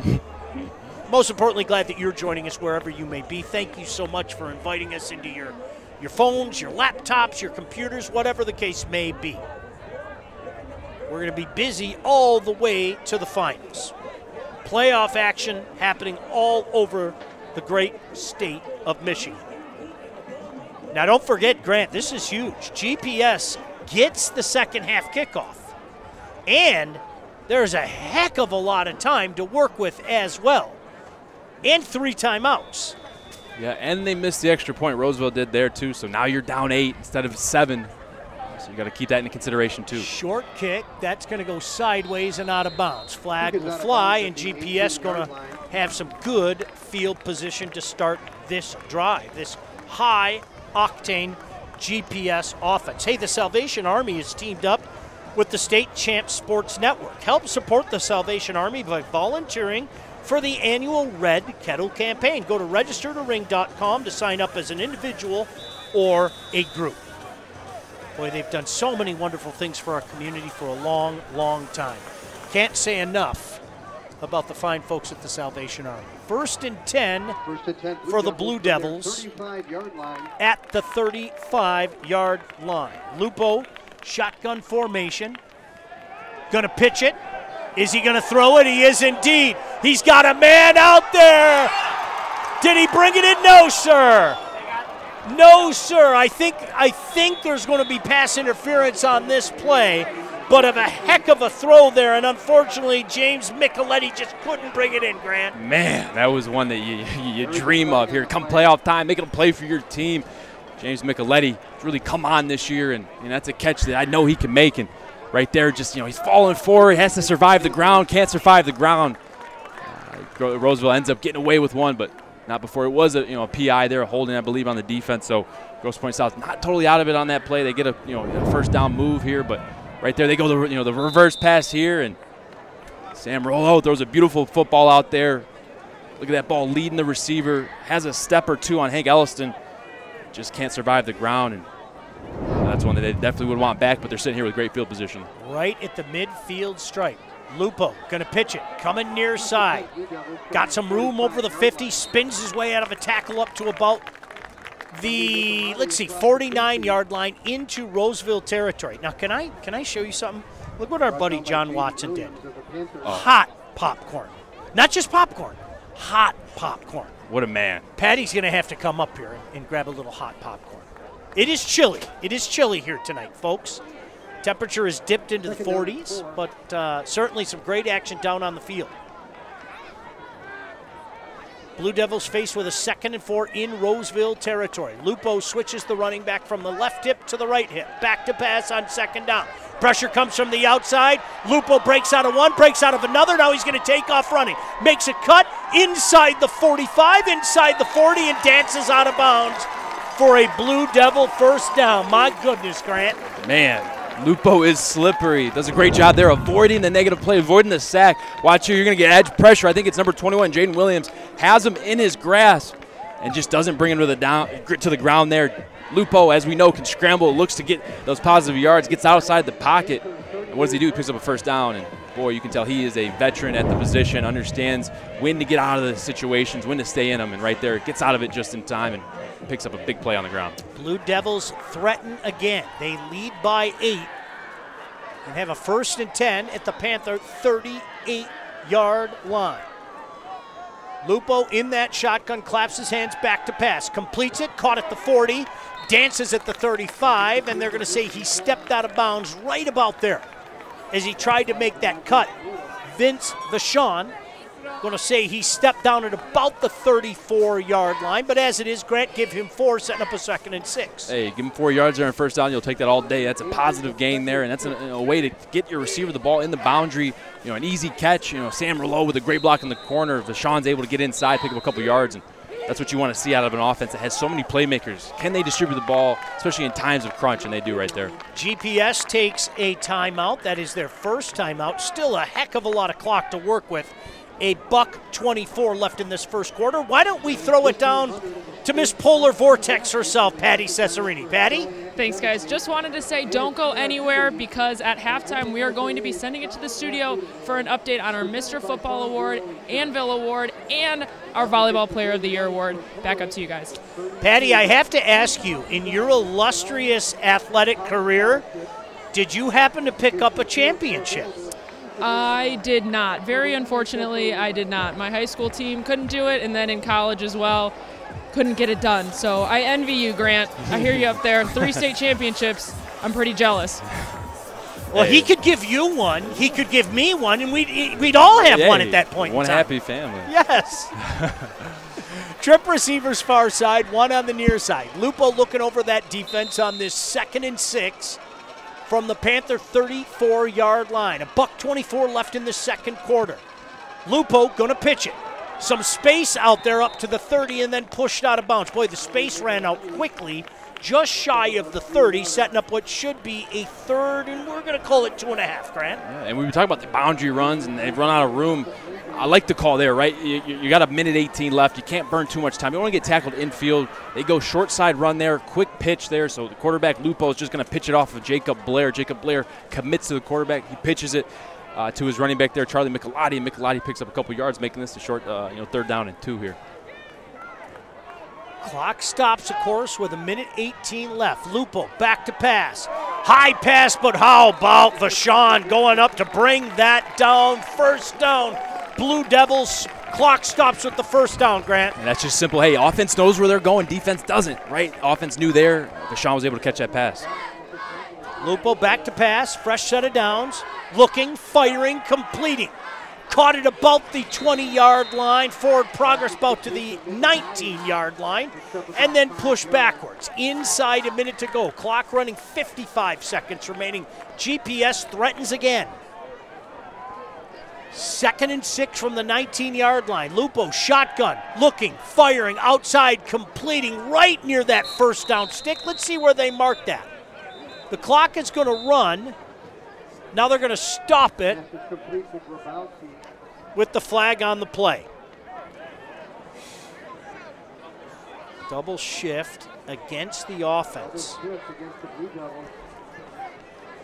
The good news is it stops the clock for the moment, Grant Perry, with 41 seconds remaining.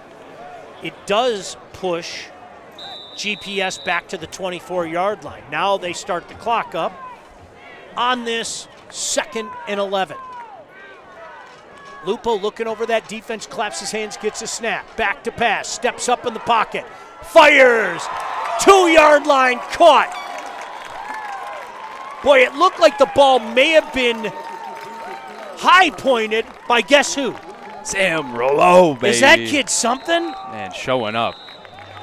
I think they're going to call a timeout here at the 2-yard line.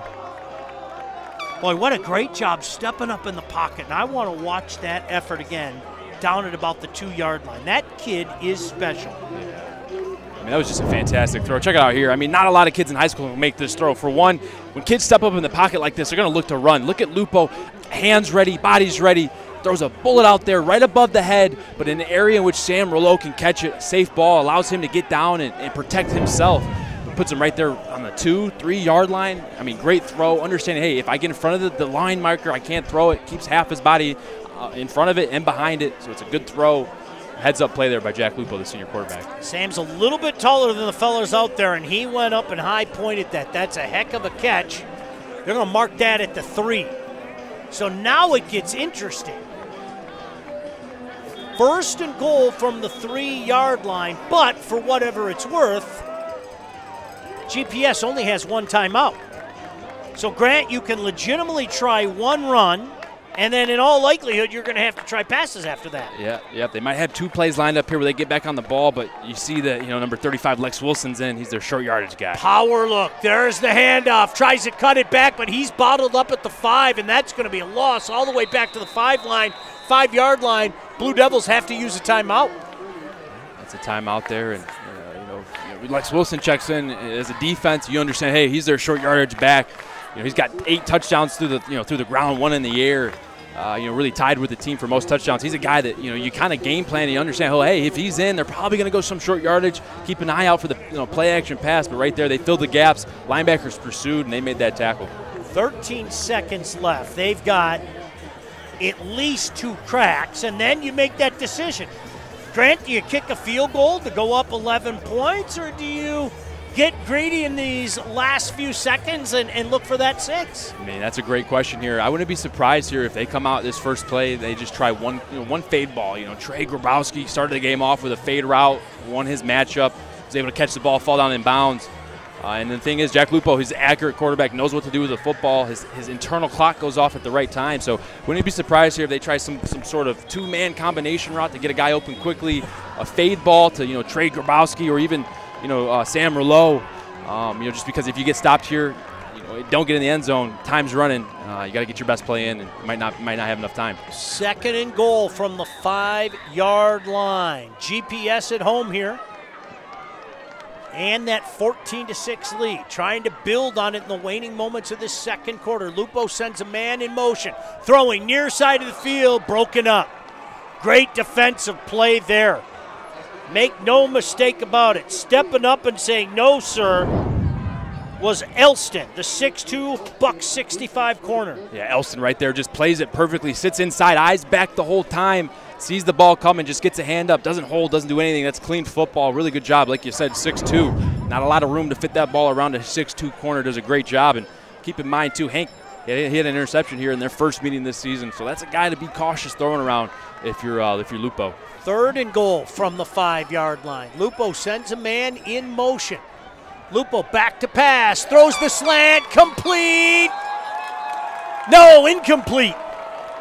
Incomplete.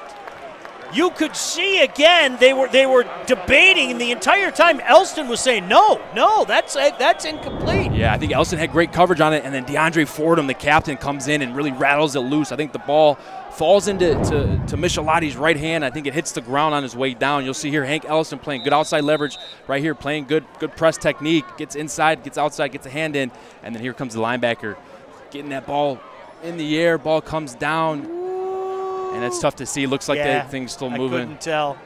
And here's a good angle here. We'll see the inside here. To the bottom of your screen, number 84. Michelotti's going to be the receiver, working a slant route, gets inside leverage, but they're playing inside out on this. And DeAndre Carter, yep, that thing hit the ground there on his right side. And DeAndre Carter also felt that hit a little bit, but when you get a PBU on the goal line, you feel a lot better after that hit. So decision time, and the decision has been made.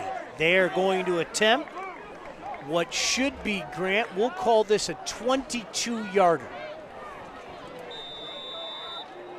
This would put GPS up by 11. Snap is down, the kick is up, and the kick is good. That is the final play of this first half. And don't forget, GPS puts points up on the last play of the half, and they get the ball to start this second half, Grant. Yeah, that's huge. Coming into this game, we know the possessions are going to be a big thing. Right now, Grosse Pointe South's up 2 possessions with the ball back. Right now, the chip's in their favor. We're going to throw it down to Patty Cesarini in just a moment. I know she will have a conversation down on the field. As soon as they give us the high sign, we'll throw it down to Patty. As a matter of fact, Patty, it's all yours. Thanks, guys. Coach, what do you have to say about Jack Lupo, the way that he's been handling that Roseville pressure? He's a playmaker, and even when things break down a little bit, he's able to make something out of nothing. He's got great vision and great athleticism, so, I mean, he's a weapon back there. You took control of the first half, started with that turnover. How can you continue to be the aggressors going into the second half here? Well, we're getting the ball coming out, and so we're just going to keep pedal to the metal. We know this is an explosive team that we're playing, and so we know we're going to have to keep scoring to win this game. All right, thanks, Coach. Appreciate the time. Thank you. Back up to you guys. Thank you very much, Patty. Your score at halftime, Grant Perry. The Blue Devils have a 17-6 lead here at Grosse Pointe South. Don't you go anywhere. We're going to throw it back to the State Champs studios. We got our updates for you. Halftime here from Grosse Pointe. So glad you could join us on the State Champs Network. Please direct your attention to midfield and welcome the 2024.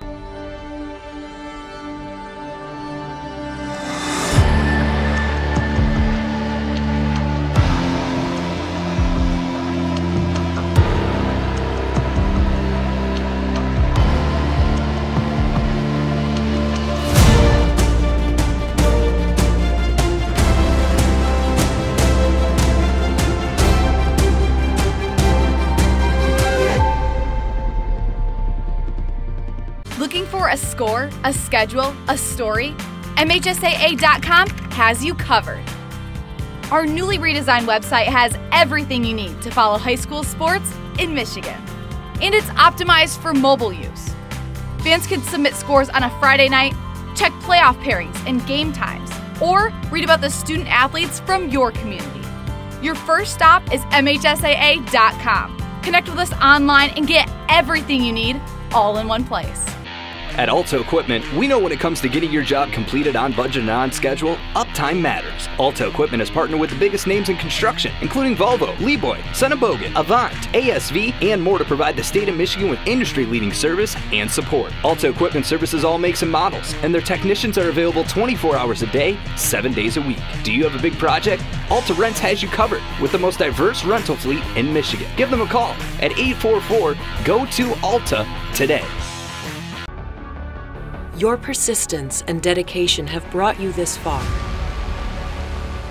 But the fire of curiosity within you burns to push beyond your limits. LTU is the place where your passions and curiosities can soar, pushing your mind and body to new magical heights. Lawrence Technological University. Be curious. Make magic. See that? That's what 100% mozzarella looks like. What dough made daily looks like. What fresh ingredients and 8 irresistible flavored crusts on pizza cooked to perfection looks like. Now get that famous flavor in whatever meal you feel with Howie Deals. $10, $20, or $30 meal deal steals. Get this pepperoni duo for $10. These two bad boys and a Howie bread for $20. And all of this for $30. Now that's how we do a deal. Hungry? Howie's!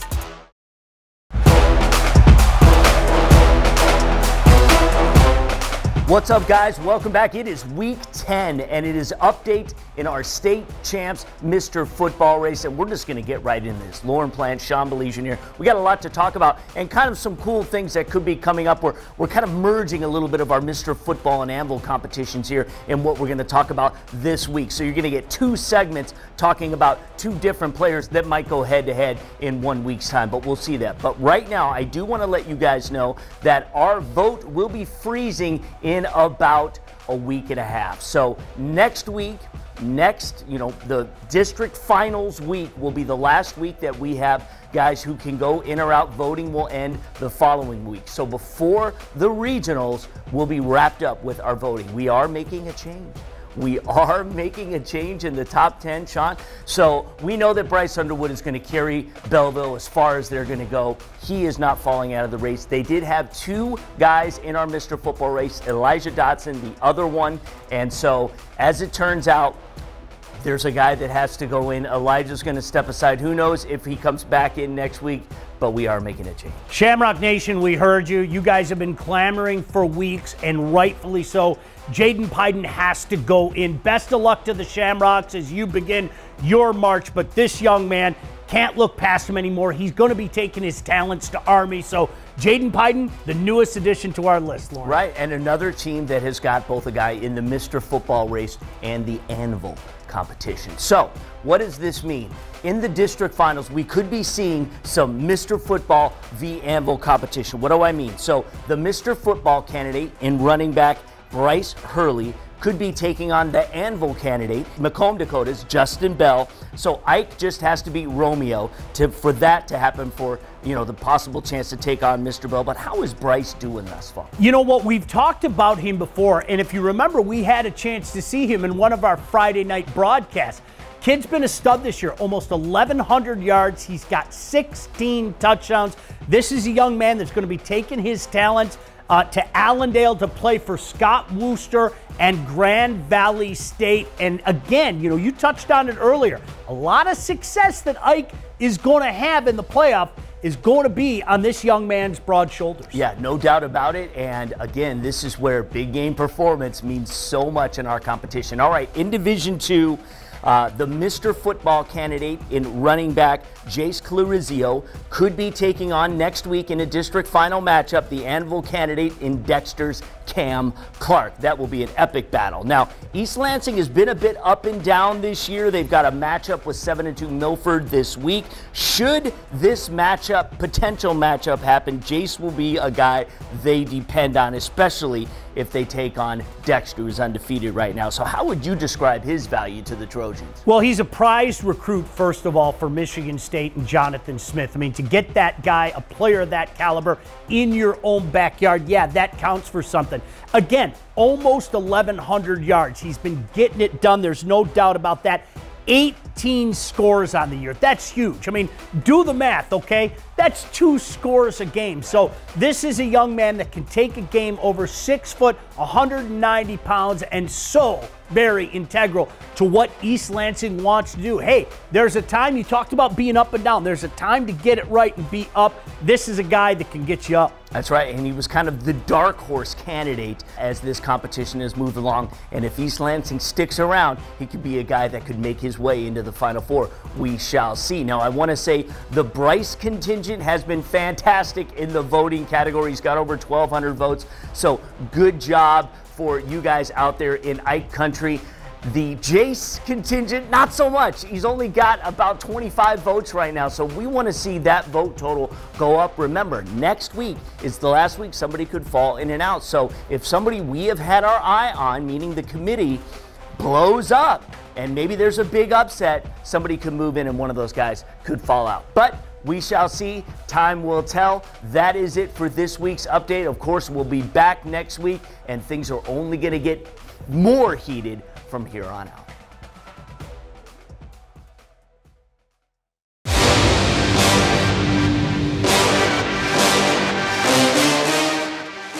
Hello, everybody, and welcome inside the State Champs studio. As always, alongside Ren McCulley, my name is Carol Lyles. Well, this week for Player of the Year, Marley Smith from Clarkston, coming off a huge win over #2 Northville. Just what do you like out of Marley? She's that type of setter you always want. She has a very high IQ. She's athletic, and she's only a sophomore this year. So she has a lot of room to grow and a lot of room to even build more IQ. Being a sophomore setter, that kind of adds a little pressure, right? You know, setter's kind of the captain of the floor, but she seems to be doing pretty well. Just how important is that, kind of having that leader of a mindset that she has so young? Yeah, especially as a setter, you're leading that offense, right? You're the connector from defense to offense. And if you're able to lead a senior or another, junior on a court, that's huge, especially as a sophomore. So that when she's a junior and senior, she's going to be running Clarkston.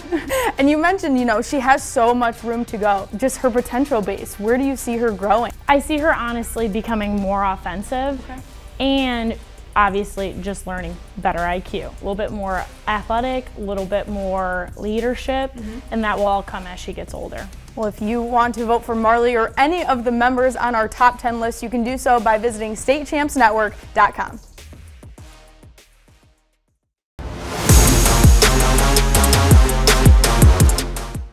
What's up, people?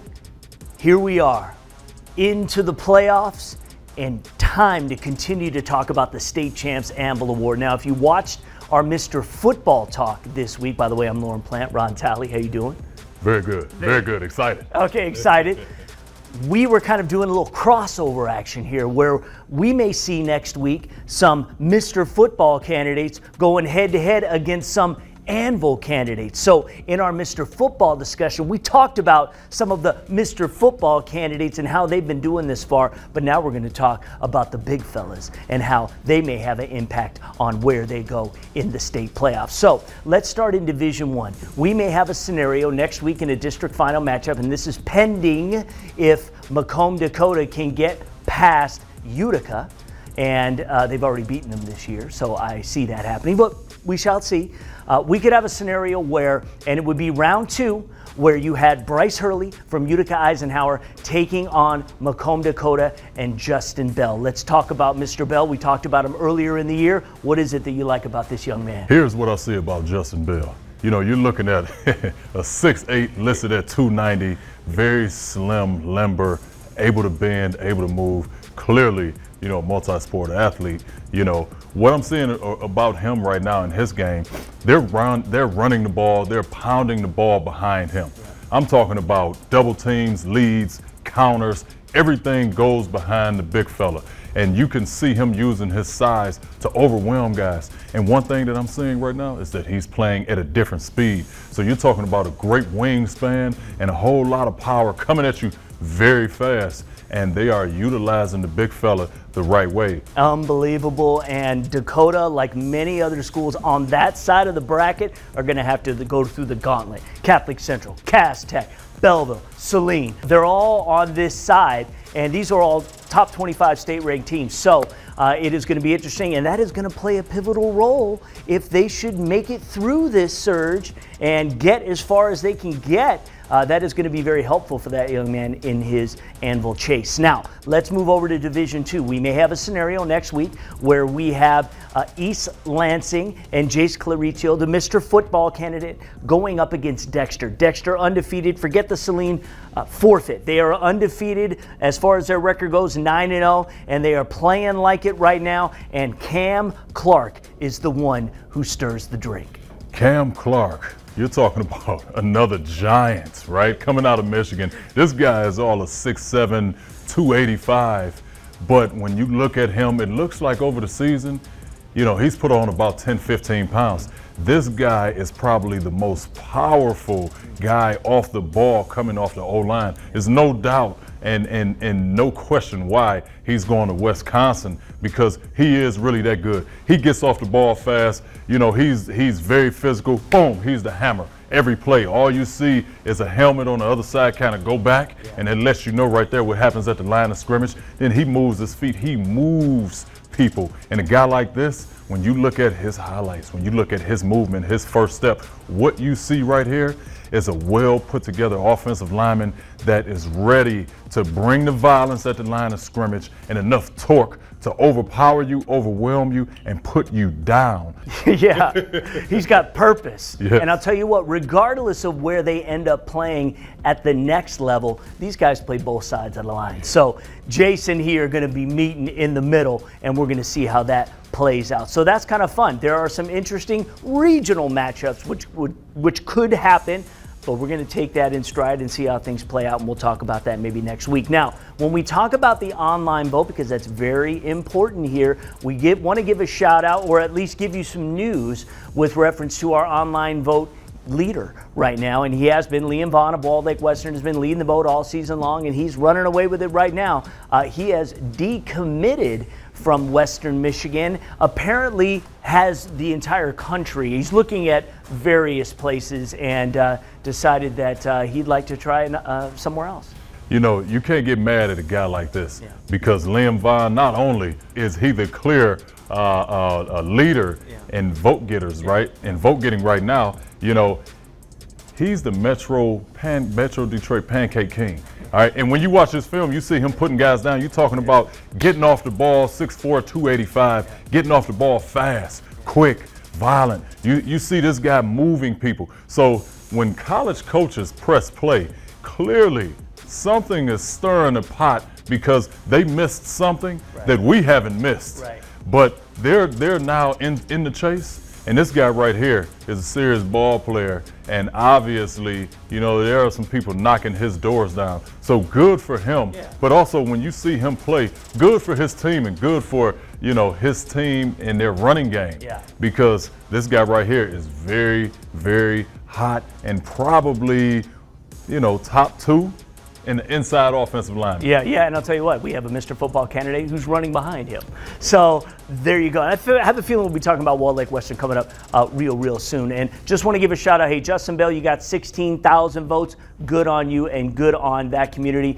Cam Clark got, you know, somewhere around 1,200, so we want to see that number rise. Guys, get out there and vote for your guys. StateChampsNetwork.com. We'll talk about more intriguing matchups next week.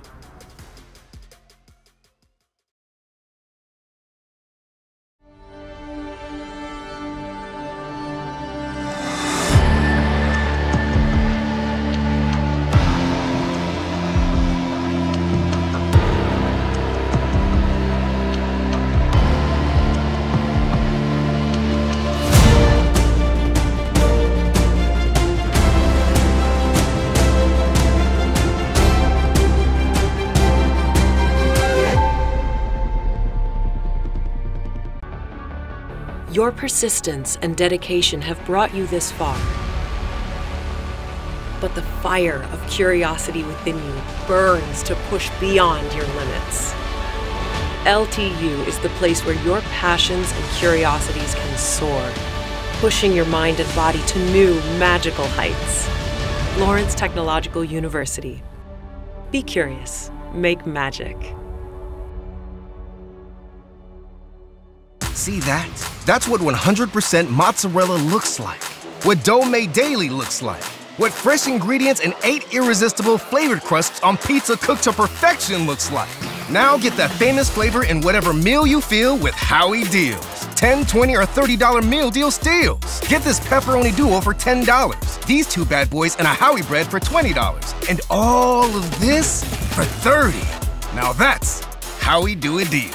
Hungry? Howie's!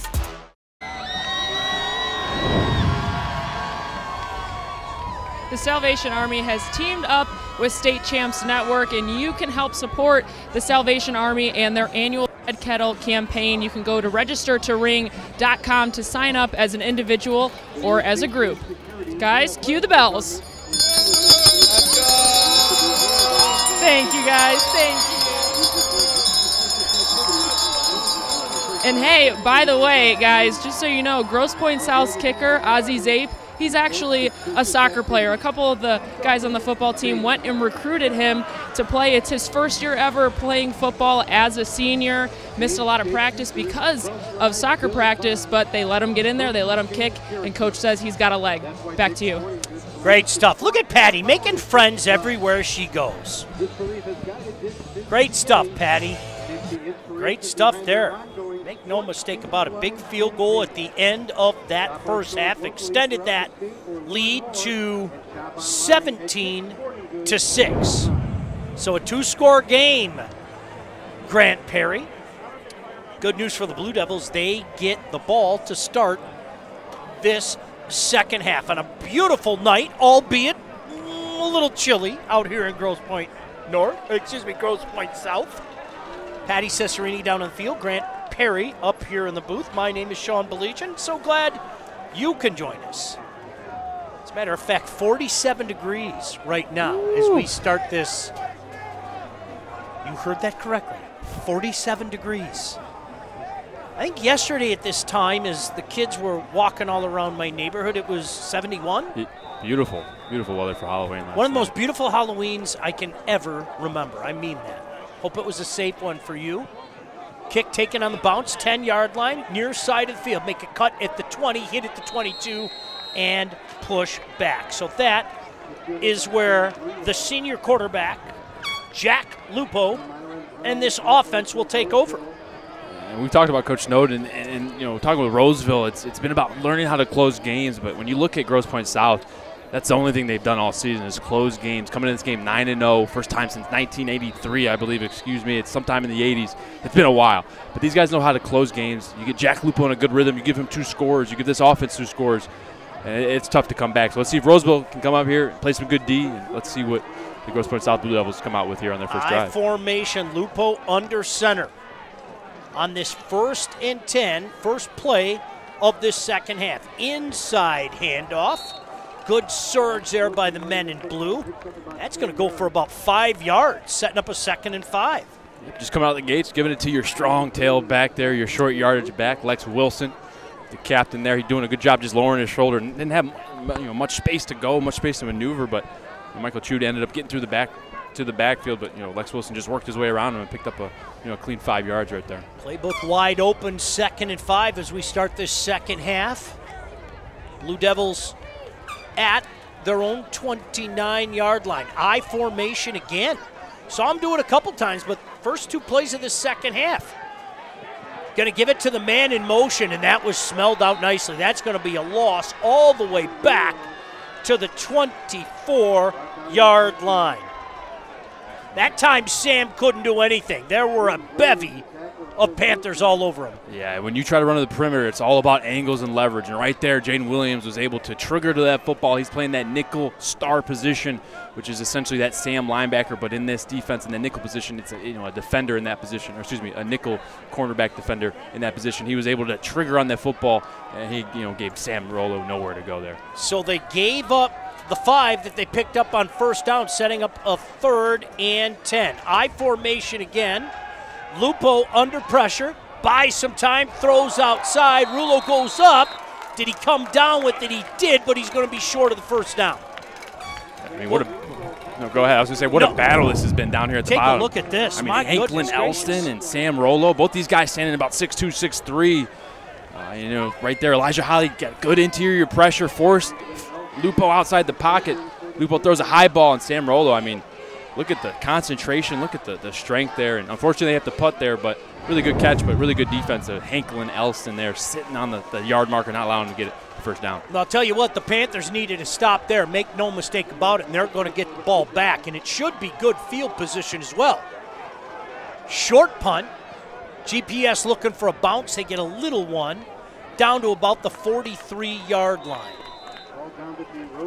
Score in this bracket, the Pilots from De La Salle up 42-0 on Port Huron Northern. Thanks to our buddy Chuck for letting us know. Seems like they got out to a convincing lead there over in that game. Coach Roan doing a heck of a job out there. Make no mistake about that. Both these teams, fantastic seasons as well. Want to keep her going. Roseville can get right back in this, Grant Perry, with a scoring drive here. They trail 17-6. Still a plethora of time left in this one. 9:36 to go in this third quarter. Sims is going to send a man in motion far side to near. Shotgun formation, keeper hesitates for a moment. He pushed back, the ball comes loose, and oh my goodness gracious, the Blue Devils recover. And we've been talking about it. Jordan Sims, he's been doing well on the ground, running the football, doing it at the right times, but the ball security hasn't been there. If you'll see here, he's holding this thing one-handed, doesn't even have it tucked. And then that's what happens. Bad things happen when you're not securing the ball. He's trying to run forward, but he's holding the ball with one hand, then tucks it late. And by that time, that ball is punched out. That looks like that was Lemansky or their other linebacker there. Lex Wilson couldn't see the number. Oh, and that's actually Andrew Pachowski there, I believe, on the tackle. Really good job. Boy, shades of the start of this game, huh? Yeah. Have a little bit of momentum, and they turn the ball over. Lupo going to start this drive with a handoff. Look at this big hole out past the 35. That should be about 8 yards on that carry there. Jordan Sims, he's been in this game before. He's not a first-year starter. You want to see him have a little bit more poise, a little bit more control of the game. You know, obviously you can't control everything. But right there, that's a turnover that they cannot afford. They had a great stop on defense. Now you're forced to throw your defense back out there, and this is a time where an offense can really turn it up a notch, really kind of put the dagger in you, if you will. And let's see if Grosse Pointe South can do that here. GPS threatening 2nd and 2 from the Roseville 32. Lupo, lone setback on his right hip, 2 receivers split each side on this 2nd and 2. Going to keep it on the ground. Hit in the backfield, but good second effort to dive forward. Very close to a first down, but it should be 3rd and short, Grant. Yeah, and there Jaden Williams, that nickel position, playing to the strong side of the field there, was able to come off the edge, and he sees it well. He triggers well. He's been triggering really well. Had a missed sack, though, on Lupo earlier in the first quarter, but he's been flying off the edge here for this defense and doing a good job of tackling and forcing a 3rd down that Roseville can get off the field here on if played correctly. Clock running, 8:15 to go here in the 3rd quarter. Big 3rd and 1 here. There's that I formation look again. Lupo looking over that defense. It's a keeper, big surge, and he's well past the first down marker. As a matter of fact, up to the 29. He needed 3 feet. He got about 6.5 feet. Yep, and Lupo there just finding the alley, finding the lane in which you want to take. Their quarterback sneak does a good job there, just finding the gap, falling forward, and picking up that first down and keeping the Blue Devils here on offense. Comes over and talks to Coach Philippek, gets the play in, and they keep churning clock as well. Up 11 points. Yep, they're calm, composed, and they understand the play clock. They understand time's on their side, and they're playing that way. Lupo looking over that defense. Shotgun formation again. 1st and 10 at the Roseville 29. Claps his hands. Going to run the option. Keeps it. Good decision there. Makes it cut at the 25. Very close to a first down. He's going to be down at about the 23-yard line. And that speed option, that's been given Jacob Blair, the captain on defense, a little bit of trouble. And that's one thing that offenses can do. You know, if you got a great player on defense, how do you manage working around them? One way is to go right at them. Right there they do. They go speed option. And in speed option, you leave the defensive end unblocked. You block him with either the pitch or the keep. Right there, Lupo does a great job of getting right on his toes, making Blair kind of hesitate. Gives a little ump to the outside, keeps it, falls forward for a nice first down run there, making this a 2nd down and 3. Clock continues to run. We're going to keep our eye on that. It's a 2-score game. They'd love to open it up here. Lupo taking his sweet time, though, looking over that Panther defense.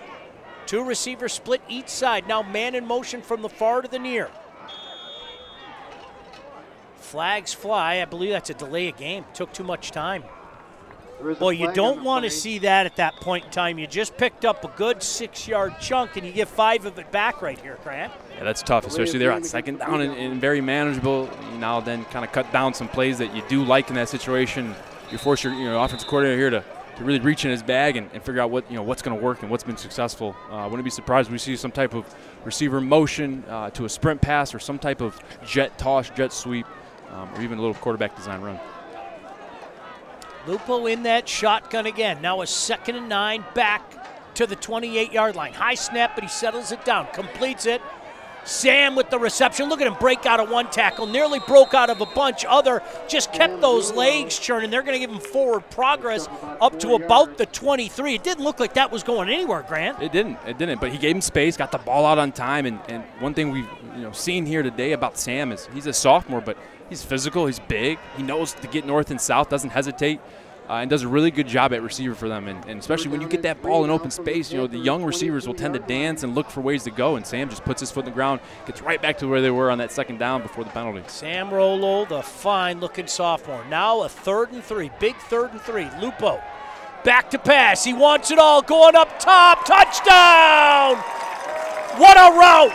What a throw! Man, oh man, they go right back to Michelotti, and these back shoulder fades have really been a key part of this game. We saw Trey Grabowski there catching the first one of the game in that first quarter, and Jack Lupo does a fantastic job putting it on the back shoulder. They go at the sophomore, Adarian Thompson, number 28, and by the time he gets his head and eyes back, that ball's already in Michelotti's hands, and he's in the end zone celebrating for 6. A lot of Michelotti on that drive. You saw the sophomore Charlie Michelotti do some work on the ground. And this time it's the senior, James Michelotti, on that 3rd down touchdown reception. Point after attempt forthcoming. Snap down, the kick is up, and the kick is good. Well, it took forever to get there, but all that matters is it got there. And the Blue Devils have opened up a 24-6 lead. Yeah, all you see is just a fade route one-on-one. Darian Thompson gets his eyes back, but way too late, ends up fading away. That ball's already in Michelotti's hand. Great route, great catch. Hey, Alto Equipment Company knows when it comes to getting your job completed on budget and on schedule, uptime matters. Alto Equipment partners with the biggest names in construction. Make sure to give them a call at 844-GO-TO-ALTA. That's 844-GO, the number 2, ALTA, A-L-T-A. 24-6. And all of a sudden, Grant Perry, Roseville finds themselves in an 18-point hole with only 20 minutes of football left. Yeah, not where you want to be, especially here come the playoff time. You know Grosse Pointe South's giving you their best game, and offensively you haven't been able to duplicate it or match what Grosse Pointe South's been doing. So you got to find plays that work, but also work in some explosive plays because you're fighting time. You got to find ways to fight the field, pick up big yards here. Line drive kick going to go sideways out of bounds, and at least Roseville is going to be set up with some good field position here. And you know senior quarterback Jordan Sims is going to want to make amends for that turnover the last time the Panthers had the ball. He certainly had his moments tonight, make no mistake about that. Dangerous senior quarterback wearing the number 6. So they are going to actually have the Blue Devils kick this over again. Want to get something going from the return game, Grant Perry? Yep, you have 2 out of 3 phases are working for you. Usually you're in a good spot here. They're looking for a little boost from their return team here. They got some good athletes back there, and and their returners and Herman Searcy and Larry Hand. So saying, hey, you know what, go ahead and kick it again. Try to keep it in bounds and see if we can't get a return here to set us up for some good field position, save some clock, and eat away at this yardage. 5:49 to go here in this 3rd quarter. Blue Devils have opened up a 24-6 lead. Patty Cesarini down on the field. Grant Perry up in the booth with me. I'm Sean Belegian, and we got the best crew working with us, the State Champs crew. They get here early. They work their tail off, and we appreciate it. Squib kick takes a big bounce, taking it about the 34-yard line after a hesitation coming right up the gut, all the way up to the 45-yard line. So, Grant, there's that good field position that you want. The Panthers are going to start on their own 45-yard line. Yeah, and they've had good field position tonight. That hasn't been their biggest issue. It's about what they do with that good field position and finding a balance amongst the run and the pass, but also finding what works for you. And it's hard when you got a guy in Desmond Stroughton who is just so electric and so explosive. It's hard as a play caller. Hey, how do we work away from him? How do we not just give him the ball every play? And they got to find a way here to get some of these receivers in space, and Herman Searcy and Eric Slater for those guys here on this drive to see if they can't spark this offense and get an explosive play going. So Sims leads the offense back onto the field. He's wearing the number 6. Desmond Stroughton, the Illinois commit, wearing the number 5. 4 receiver set, 2 each side. Sims back to pass on 1st down, wants it all. Far side of field, incomplete. Just out of the arms of the intended receiver, Herman Searcy, who had a step on his man, Grant. He did, and Jordan Sims liked to look, threw it out there and put it, probably in the best spot possible. And Jordan Sims, he's missed on a couple of these Herman Searcy's down the field throws, and just got to get on page here, on the same page, come back together, say, hey, you know what, maybe put a little bit more air on it, let me run underneath it. Because if that's the situation there, he can come back, and if he's got to fight through a defender, he can draw a PI call. But I'd like to see them start, clicking on offense here with these throws, and it'll help their momentum here. 2nd and 10, going to keep the ball on the ground. The handoff to Stroughton. Stroughton tries to spin his way out of a tackle at the 48, can't do it. Forward progress up to the 49. Ball came out afterwards. GPS is saying, no, sir. The officials are saying, yes, sir, and it's going to be a 3rd and 6. GPS there wanted another turnover. Desmond Stroughton didn't give it to him there. Ref said he was down. He's fighting for those hard yards. Got to imagine how bad he wants it, being a senior. Doesn't want to get booted here out of the playoffs in the 1st round. He's working extra hard. They bring him out. They bring in number 22, Demyron Brown. Watch for him out of the backfield catching the ball, too. He can catch a couple passes for him. Trip receivers far side. Huge 3rd and 6. 5-man rush. Sims steps up, fires, looking downfield, completes it. Inside the 25 and pushed out of bounds, I believe, right about the 20-yard line. Searcy, far side of the field. And great throw there by Sims, stepping up, understanding he gets 6-man protection. He's got a little extra time. They get a 2-on-1 on the corner. Noah Hart finds his open receiver running down the sideline, and finally him and Herman Searcy connect downfield. Trip receivers near side, one far side. Sims going to keep it on the ground. Big cut right at the 10. Inside the 5, touchdown. We said he wanted to make up for it, and he did there. An explosive 19-yard touchdown run, and the Panthers aren't going anywhere. You want to talk about coming back, making your, righting your wrongs, and right there, Jordan Sims gets his number called, read option, had the opportunity to hand that off, and he said, no, sir, no thank you to Demyron Brown. I'm going to keep this one myself. Runs hard, breaks 3-4 tackles, a couple arm tackles in there, and you could tell he wanted it. He fell in that end zone pretty hard there. And no reason not to go for 2 here. 24-12 football game. You're going to need a 2 at some point in time. You go for it here. Sims, shotgun, throws, pitch, hit at the 10, makes it cut at the 5, pushed out of bounds. South holds. Love the play call there. They go a little hook and ladder. We saw that, fellow Michiganders with the Lions there, where they tried to hook it to Penei Sewell. Amon-Ra St. Brown right here. They try to do it again. Here's your touchdown run there. Sims, though, breaking through the line of scrimmage, getting to that 2nd, 3rd level, ends up getting onto the sophomore Charlie Bedsworth and breaks through the tackle. Good job running through all those tackles there. You can tell he wants it. He knows he's got to make up for some of those throws he misses, and that fumble he just had gets it on the ground there, and they try to go for 2 and don't get it. 24-12 your score. Blue Devils on top. Speaking of the Blue Devils, do you like that segue? I do. You got a game tomorrow, don't you? Yes, I do. Yeah, the Lawrence Tech Blue Devils, taking on Madonna. Should be a good one. A little in-state rivalry. Boy, as if on cue, the Lawrence Tech football team is back home to take on their rivals from Madonna. Kickoff at 1 o'clock tomorrow. It is the final home game for the Blue Devils this season.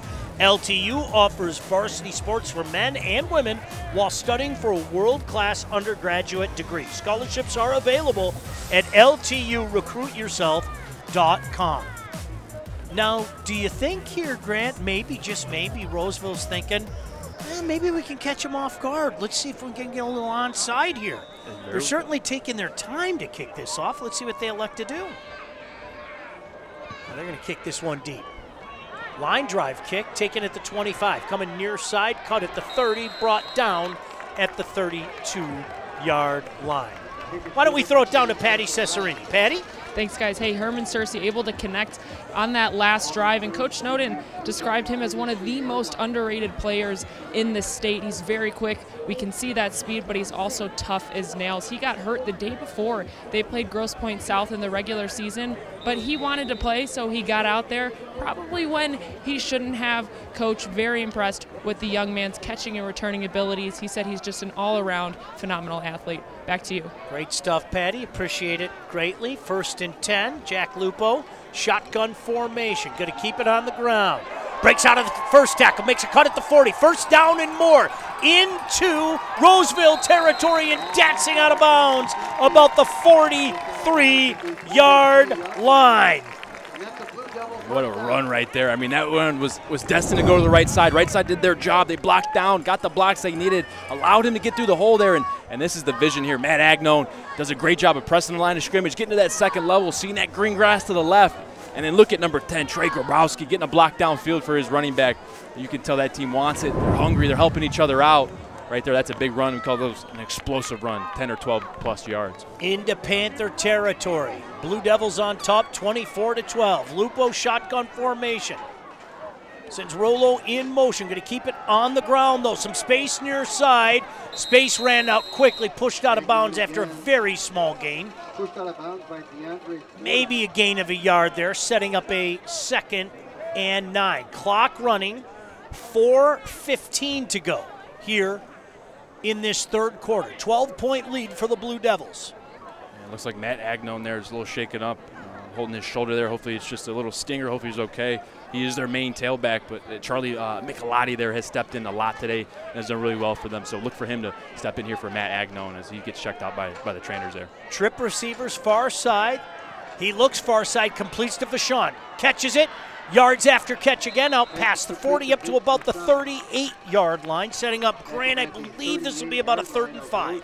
And that's all you want. You want to get your playmakers in space. You get a 3-over-3 look, and you usually don't throw that, but when you get a 3-over-3 look and you got the third guy playing 10, 15 yards back, you say, all right, 2 guys, go block those first 2 guys, and then it's just a one-on-one with Vince Vachon and the safety there, and really good job. He didn't pick up a first down, but he got a few yards there, made this a 3rd down and 5, and that's what you want to try to do. You want to get your playmakers in space because sometimes you get lucky and they break tackles and they make big plays, but right there they set you up for a very manageable 3rd and 5. Michelotti checks back in. He's the lone setback. Lupo shotgun formation. Lupo fakes the pass, somehow gets out of trouble, steps, fires, completes. Vachon right at the 30-yard line, and that is going to be good enough for a first down. I mean, talk about just look at Lupo here. He's going to throw it. He wants to throw it to Sam Rolo on his right. Sees it's not there. Just takes it back down, rolls back to his left, but he doesn't give up on the play. Keeps his eyes downfield, and you could have closed my eyes and I would have told you who caught it. Vince Vachon. I mean, he's got great routes, but the chemistry between them two, and he might not have been down there. He may not have been down as I look at that replay, partner. Yeah, he might have rolled on top, and if we had replay here at this level, he might still be scoring on that one. As it is a big first down, Lupo quickly back. This is keeper all the way. Just a dead sprint, going to cut it about the 27. Makes the right decision there, punches his way past the 25, down to the 24-yard line. And that's just taking advantage of leverage there. They go quarterback run game. They put 3 receivers to the boundary there, which means that defense is going to have to shift to the left there, adjust accordingly, which means that play side linebacker, the front side linebacker, is going to be tucked into the box. He's not going to be apex outside the box. He's going to be inside, meaning that you can get leverage, you can block down on him, and allow your quarterback just to run right off the edge. That's what they do there on first down, picking up 7 yards. I mean, as an offensive coordinator, it puts you in such a good spot. First down, second down, you're picking up these 3, 4, 5, 6, 7 yards. You're in a good situation. The Blue Devils are rolling here. They know the scoreboard and the clock are their friends. They're taking their time. 2nd and 4 from the 24-yard line. Lupo in the shotgun, claps his hands, takes it, throws outside, completes, first down and more inside the 20, and knocked down at about the 16-yard line. Michelotti with the reception there. That's the senior, James Michelotti, not to be confused with the sophomore, number 4, Charlie Michelotti. Michelotti's making plays today, and we saw Michelotti catch that touchdown there, the last touchdown for Grosse Pointe, and there they just throw a little screen pass, second down and short, and he just picks up 5, 6 yards and moves the chains. And it's a really good blend of run pass, but also it's passes that don't result in incompletions, allows the clock to keep running, and keeps that defense on their toes. Not sure what's going to come next. 1st and 10, down to the 16-yard line. Lupo shotgun again, sends Vachon in motion. Single coverage, far side of the field, going up for the ball, batted away though. Good defensive play there. I want to give credit where credit is due. Was that Thompson? Yep, Darian Thompson here. A little rematch on that last touchdown for Grosse Pointe South. And Darian Thompson takes the coaching, gets his eyes back, feels that hand in the hip, doesn't lose Michelotti in the pass route. He's able there to stay in his hip, get a hand up, and actually deflect that one. And right there we see Lupo's fade route not completed, but still an accurate ball, but really good defense by Adrian Thompson, the sophomore. 2nd and 10 at the Panther 16-yard line. Blue Devils in control, 24-12. Only a minute and 8 seconds left in this second quarter. Lupo rolling near side, throwing near side, completing near side. Rolo, minimal gain, maybe up to about the 13-yard line. Setting up a 3rd and we'll call it 7. Just a simple catch and pass, but I mean that's not an easy catch. I mean Rolo's falling back, behind him, but he's catching the ball inside of him. If there's a takeaway today, it's Rolo's got great hands and he's got a great future playing receiver, running back, hybrid, whatever you want to call it. He's an athletic kid, and they find ways to get him the football, and he does a great job with it. Waning moments of this 3rd quarter. Big 3rd and 7 here. Michelotti in as the running back. Lupo rolling, firing across his body, in and out of the hands of Vachon. You could see Vachon clap his hands together as if to say, I should have had that one, Grant. Yeah, that's what he wants back. He's leading the team in touchdown receptions with 7th coming into this game, and those were ones that you see him catch on huddle. You see him catching the highlights, and he sees that corner playing into him. Definitely probably played into it. That was the coach's son, Brian Holland, Snowden on the PBU. But really good concept there of inside releasing, switching. And they found the matchup they wanted. They found the area. They just couldn't complete it there, and that's an uncanny play by Vince Vachon. All right, so they are going to attempt what will be about a 30-yard field goal here. Not a gimme by any stretch of the imagination, but Roseville going to use one of their timeouts to maybe freeze him a little bit here. In case you missed it, you heard our own Patty Cesarini talk about it. This young man, this senior kicker, he was basically recruited by some of the football players from the soccer team. Hey, coach is like, hey, guys, get on him. We need him. Go in those hallways and talk to him. Say, hey, we'll let you have your soccer practice. We won't interfere with that. Just Friday nights, come on and kick with us, and that's a good decision. You find your best players in the hallways. Sometimes, coaches usually look for those linemen, those big kids that aren't playing football. This time they went and looked for the kicker, and they found him in Ozzie Zabe. So this will be a 30-yard attempt. The sophomore, Sam Rolo, on the hold. 24-12. Snap is down. The kick is up. The kick is good. How about that? Ozzie connects. And that's a big one, Grant, because now it is a 15-point lead for the Blue Devils. Which means Roseville's going to have to score twice, get a 2-point conversion in there, which makes things difficult. As we saw them attempt that one here on their last touchdown, they didn't get. And each point Grosse Pointe South adds here, it just adds a little bit more difficulty, especially when there's 17 seconds left in the third is peeking at you on the scoreboard. As a coach for Roseville, you're going to hope your guys stay in it and try to keep competing and get back in this here, late in the third. Beautiful night, albeit cold, let's be honest, but a beautiful night out here in a beautiful town. Grosse Pointe South, beautiful campus. Packing the house tonight. A lot of packed houses all over the great state of Michigan. I'm going to say what we've said all year long, Grant. Football is in a really good place in the state of Michigan. It is, and you see it come to full fruition here come playoff time. You see the stands start to fill out, regardless of the temperature or the weather. You get good football here, and we got ourselves a good game here, and Roseville's trying to get back in this one here late. Ozzie's set to kick this one off. Deep kick, taking it about 12-yard line. Start near side, going far side. Searcy, 15, 20, 25, 30. Makes it cut at the 35, brought down at about the 37-yard line. But good return there by Herman Searcy, the senior. See him do a little bit of everything, but hold everything. Flag back down at the 19-yard line. They're going to bring that one back. I think they got a block in the back there on the return team. And it's unfortunate, too, because Herman Searcy put him in good field position there. Charlie Michelotti there with a good tackle to save a touchdown, honestly. And it's unfortunate there. Someone ended up blocking in the back, and that'll put him in even worse field position there. Is that Mr. Brightside I hear at the end of the third quarter? It is. Where have I heard that before, Grant? I think somewhere in Ann Arbor called the Big House. I think they play this to start the fourth. That's for sure. Gets the people going. Now, I got to be man enough to tell you publicly, congratulations to your Wolverines on the win last Saturday. Thank you. I think we both got tough games coming up here. Oh, isn't that the truth? My goodness. Coach Sig in Indiana getting it done. I'm going to be in East Lansing tomorrow for that one. Late getting on the field. with 7 seconds remaining here in this third quarter. Sims, shotgun formation.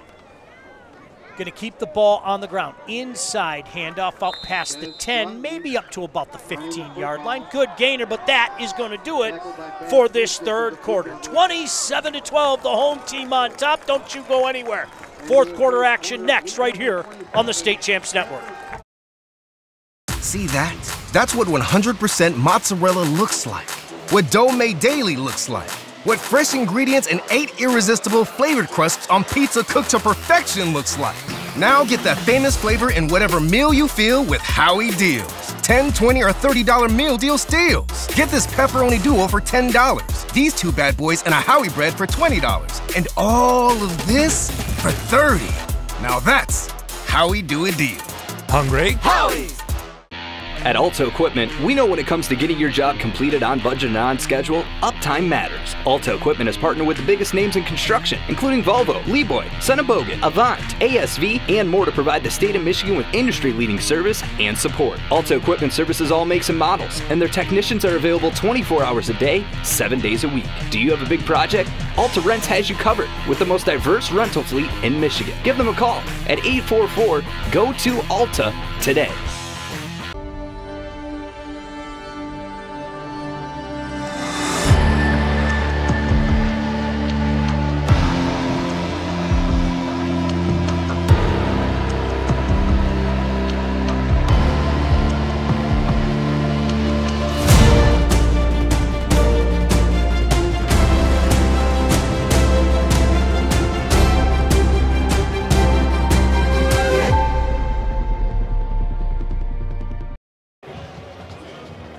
This Grosse Pointe South defense, this team is built on their defense. And the expectations coming into this season were higher than they had ever been before, because last year they didn't give up more than a touchdown per game until the district finals against Roseville. And someone for this team who's really stepped up is sophomore safety Charlie Bedsworth. And Coach Hepner's son, Wyatt Hepner, was actually the starting safety but missed this season due to meniscus surgery, and Coach said he's been helping him out a lot, especially on picking up reads and keys. And now this team and defense is about 12 minutes away from heading to the district finals. Back up to you guys.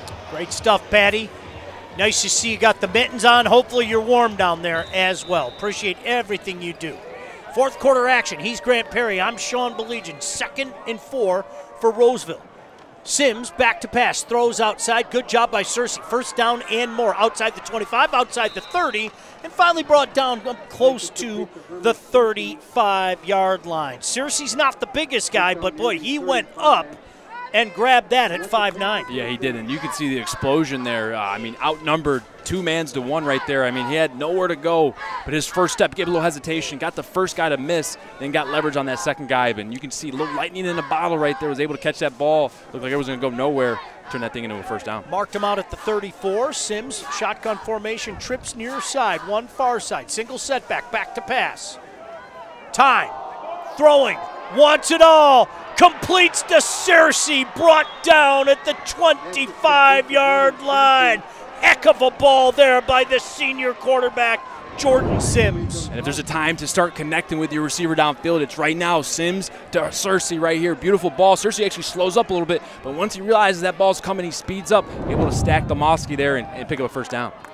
Quickly try the middle, not a lot of space up there. Now they're going to mark him up to about the 21-yard line as they, again, go with tempo. So give him 5, setting up a 2nd and 5. I like the tempo here. You know you don't have time to go. You're down 2 scores, including a 2-point conversion, so you really got to step on the gas here. Try to get 6 to 7 points and then worry about getting a stop on defense to save your offense some time. 2nd and 5 at the Blue Devil 21. Blue Devils on top, 27-12, 11:05 to go here, 4th quarter. Looks like some confusion down on the field. Sims looks to the sideline, has a conversation with his offensive lineman. Now he's back to pass. Slant, there's your confusion. Ball went in, receiver went out. It falls harmlessly incomplete. Now a big 3rd down. When you're running those routes in between and on those linebackers, They're not fast. They're not going to stay up to speed with you as a receiver, but they're going to try to get hands on you, try to slow you down, try to reroute you right there. And Josh Lemansky, the captain, does exactly what he's supposed to. Get hands on that guy and Eric Slater, slow him down, stayed inside leverage, and that ball was nowhere to be found near Eric Slater. Good D right there. Again, in all likelihood, 4 down territory here. Trip receivers far side, 1 near side. Dez the lone setback. Sims back to pass. Steps up in the pocket. Avoids 1 man. Now he takes off and run. Makes it cut at the 20 out of bounds. Should be enough for a first down. Let's see where they mark that, Grant. It's going to be awful close. It's going to be close here. We'll see what the bottom stripes at the sides. Oh, I think he's short. Am I reading that correct? Yeah, they're marking him back down to the 17-yard line. This is going to be 4th and about 2 feet. What a huge play this is with 10:43 to go. Gotta imagine Dez is going to be touching the ball here, your star running back. Sims in the shotgun. Tries to draw him off, claps his hands a couple times, a little head bob. Now he looks to the far sideline. Dez the lone setback. Desmond Stroughton, keeper, first down. Just put his head down, mano a mano. Got close to the 15-yard line. He needed to get to the 16. He got past the 16, and that's going to be a first down for the Panthers. That's just Jordan Sims calling his own number there. A little quarterback keep out of the gun too. Kind of, you don't see that all the time there. So a little switch up in the tendencies there, but they pick up the first down, keep the chains moving. And if you're Sims, I like to see him work with a little bit of urgency here. Look around, get your guys lined up, but just have a little bit of urgency so that your guys follow. A little too much walking around right now with the score and the time right now. Fresh set of downs at the 15-yard line. Bunch formation on the near side of the line and far side of the line. Sims back to pass. He has time. He's forced out of the pocket. He's going to run up the middle again, slides about the 8-yard line down to the 5. Of course, will be marked down where the slide starts, right about the 8-yard line. Yeah, you got to credit the Grosse Pointe South defense there. That D-line did a great job of containing him in the pocket. The interior rush allowed him to step up and run. But that pressure didn't allow him to see his open receiver. He had Herman Searcy running across the field, and there's a linebacker sitting underneath him. But if he were able to sit there, go through his read, put a little air under it, it would have had a walk-in touchdown. But Grosse Pointe South forces him to run for it there. 2nd and 2 from the 7-yard line. He's under pressure. He fires. Flag on the play. Pass was incomplete right in front of the near pylon. The intended receiver, Crudup, the freshman, hit at his feet. Now let's have the conversation. We'll wait for the official call. Holding is the call. That's a half the distance penalty, so that's an automatic first down. Grant Perry down to about the 3.5-yard line. 3.5-yard line. You got a fresh set of downs, but here, I'd like to get in here on this play. Brown and Stroughton both in there. The handoff goes to Dez. Powers his way to the goal line. Is he in? No, they're going to say just short. So give him about 3 yards on that carry, setting up a 2nd and goal. Clock continues to run. You brought it up earlier, partner. They've churned off some precious time on this. They're down 2 scores. Make no mistake. Down 2 scores. They burned a timeout there to end the 3rd quarter as well. So working with 2 timeouts, down 2 scores, got to put it in here quickly. Let's see what they elect to do here. Give it to Dez again. This time he plows his way into the end zone. Touchdown, Panthers. Desmond Stroughton, 6-foot, 190-pounder, taking his talents to Illinois. And all of a sudden it's a 27-18 game, and I think they're going to go for the 2 here. Which I think is smart. I think right now you try to get the 2. If you get it, you know where you stand. If you don't, you know where you stand. And with it being late in the game, you don't know if you're getting another opportunity here late in the game. So you're already down here, might as well go for it here now and just find a play here. I wouldn't be surprised they got the 2 back sets. They like to get the inside look action and then leak one of these guys into the flat. If he's not open, I would expect Jordan to run it. Hey, this is a huge play because from a Grosse Pointe South vantage point, you stopped it. It's a 2-score game. Sims under pressure, completes it. 2-pointer, good. The reception made by Demyron Brown, the junior, As we mentioned, Grant, that's a huge two-pointer because now it's just a one-score game. Yeah, back to a 7-point game. You got confidence and momentum back on your side here. If your defense go out and get a stop, you're really cooking with some gas. But right there on that two-point conversion, two-back set, both on the opposite sides of the quarterback, and DeMyron Brown there leaks to the right side, but it's hard as a defense. He's leaking. It looks like he might go seal the edge. He might go block. As a linebacker, you're supposed to go up, meet him at the line of scrimmage, and if you meet in collision with him, it's tough then to relate back to him into the flats, and he then ends up slipping right past the linebacker. You'll see it right here, and just slips. So this is the Stroughton's touchdown run, easily in. Good job there. Two-back set again there, leading the way. DeMyron Brown leading the way, blocking. Here's your two-point conversion. 22 running away. He's going to get into the flat, and it's just too much to ask out of Josh Lemensky to, one, set the edge, defend the run, but then to have to cover in the flat, and that's what they do right there. Well, what else would you expect from these two teams? They've played some epic games over the last couple seasons, and this is shaping up to be another one of them. Grosse Pointe South, 27. Roseville, 20. 9 minutes and 2 seconds remaining. Blue Devils going to get the ball back. Squib kick kind of goes sideways, taken at the 25-yard line. Out past the 30 and knocked down at about the 33-yard line. So that's where Jack Lupo and this offense will take over. Hungry Howie's is a great partner of the State Champs Network's Mr. Football and Anvil Awards. Hungry Howie's, the original flavored crust pizza. Order your pizza at hungryhowies.com. You know, Grant Perry, the Blue Devils would love nothing more than to head to the barn, get out that bench, and milk the last 8 minutes and 54 seconds of this clock. Absolutely. Two receivers split each side. High snap, they're going to keep the ball on the ground. Nowhere to go but backwards. Michelati, the sophomore, grabbed by the hip and thrown down back to the 30-yard line for a loss of 4.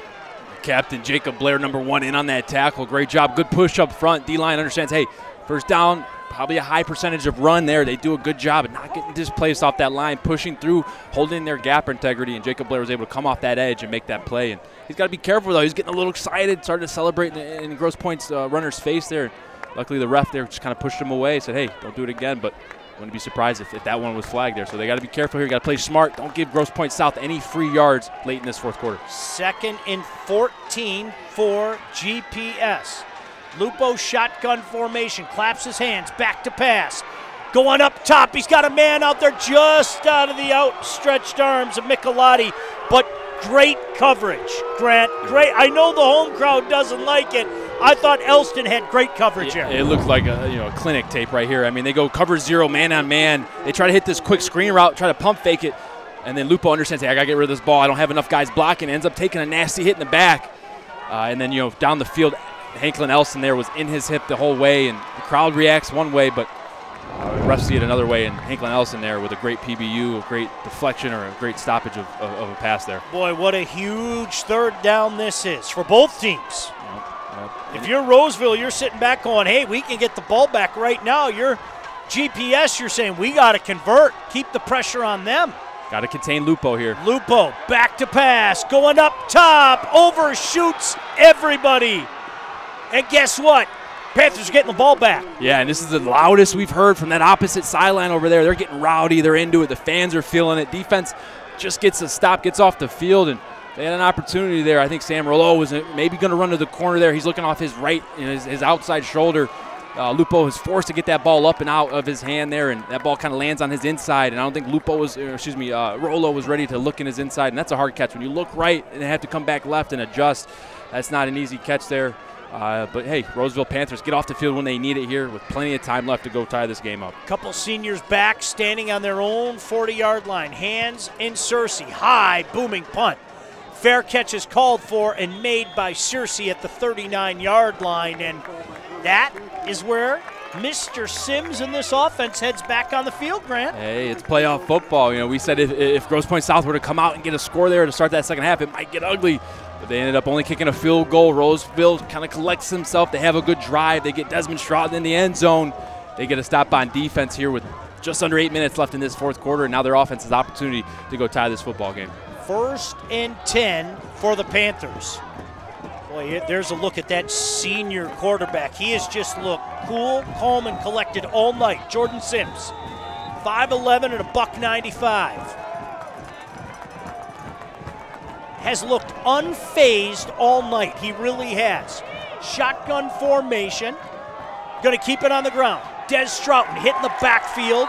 He's going to be brought down for a loss. You don't say that often. But great surge up there by the men in dark blue. Yeah, there, Stroughton there gets a push. He tries to press the line of scrimmage.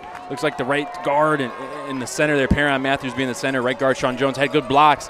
He tries to bounce it there, but Franklin Gallagher, the big defensive end, number 55, was able there to corral him and force him back inside for a loss of, looks like, maybe a yard there. Yeah.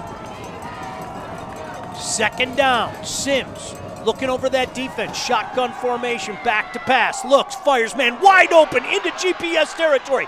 Caught at the 43, diving forward to the 40-yard line. And just like that, the Panthers are in business, Grant. Panthers are rolling here. You get a 4-high look, cover 4, meaning safety's going to take 1 vertical, it's 2 vertical, and the corner's going to take 2 vertical as well. But if you run a corner route with number 2, everyone's vacated that area. Beautiful spot to throw that football. Jordan Sims finds his receiver. Quickly back. Sims with the keeper up over the 35, pushed out of bounds about the 34. You've seen him use that tempo a few times. That time it worked to the tune of about 6 yards. Yeah, that's perfect. And you want to use that tempo when you can see and have an advantage on the defense. You want to try to get to the line of scrimmage, beat the defensive coordinator's calls in, try to get your play in. They do that there, make it a second down and about 4 yards. Timeout on the field. Having a discussion out there. Oh, they're going to reset the clock. I believe they're going to reset the clock. They're going to put 7 minutes on the clock. Adding 15 seconds on the clock. An eternity of time left in this game. Let's be honest, Grant, for both teams. But right now, the momentum decided they wanted to see what the other side of the field looked like. Yeah, and they're rolling here. This is the first, kind of stoppage in their drive. Let's see if they can keep the momentum rolling. Jordan Sims doing a good job of finding his target there, Herman Searcy, on that last play, and then took it into his own hands there on this next play. Was able to pick up about 6 yards there, making this a second down in Grosse Pointe South territory.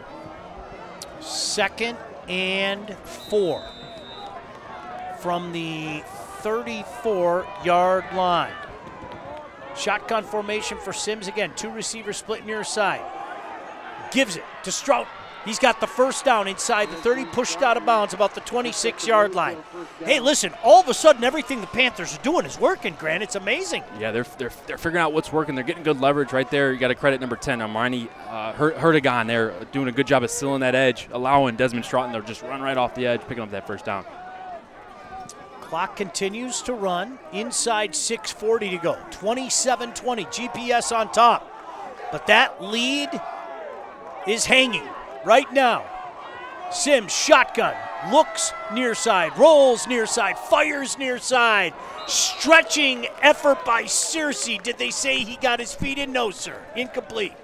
Heck of an effort by that young man who's made a few big plays tonight, the 5'9", 160-pound senior.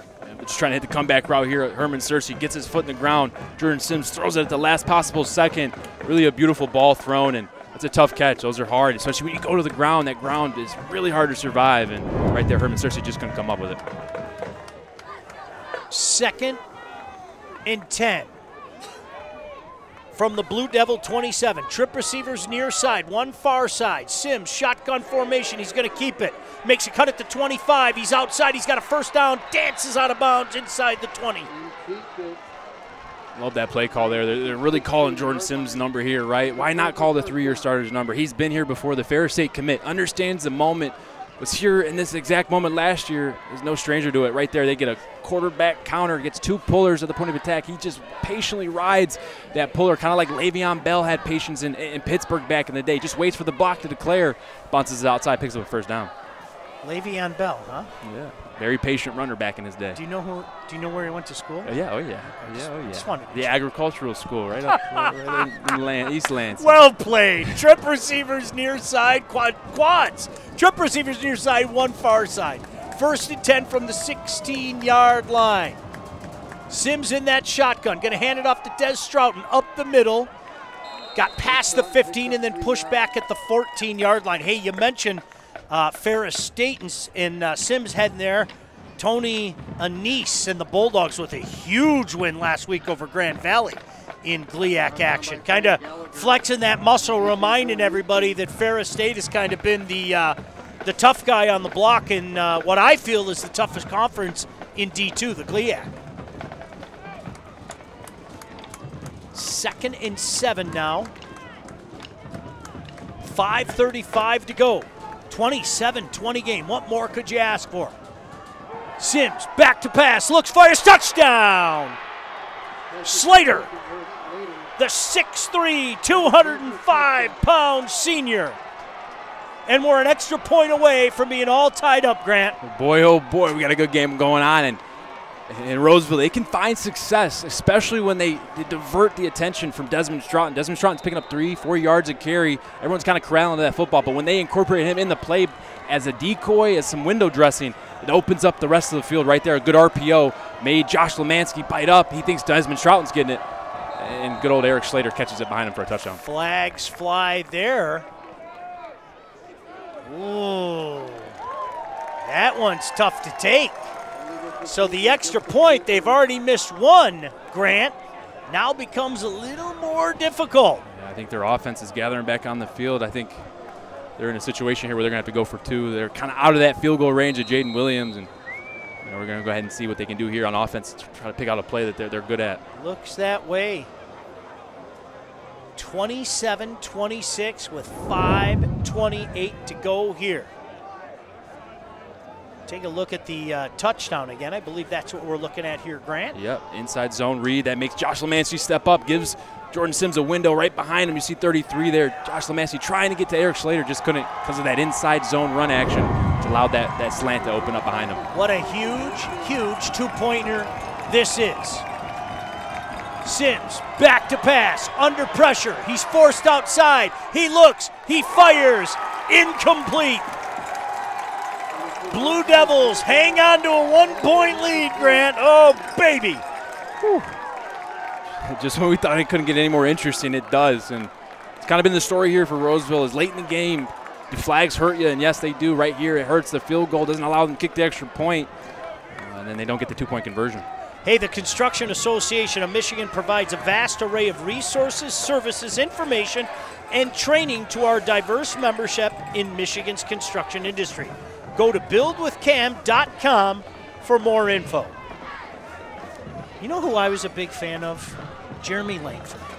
Jeremy Langford was just, he was just one of those guys. He just kept coming at you, And when you wear somebody down, boom, all of a sudden you get that late run, you know? Yep. It was 33, if I remember correctly. Yeah. Oh, yeah.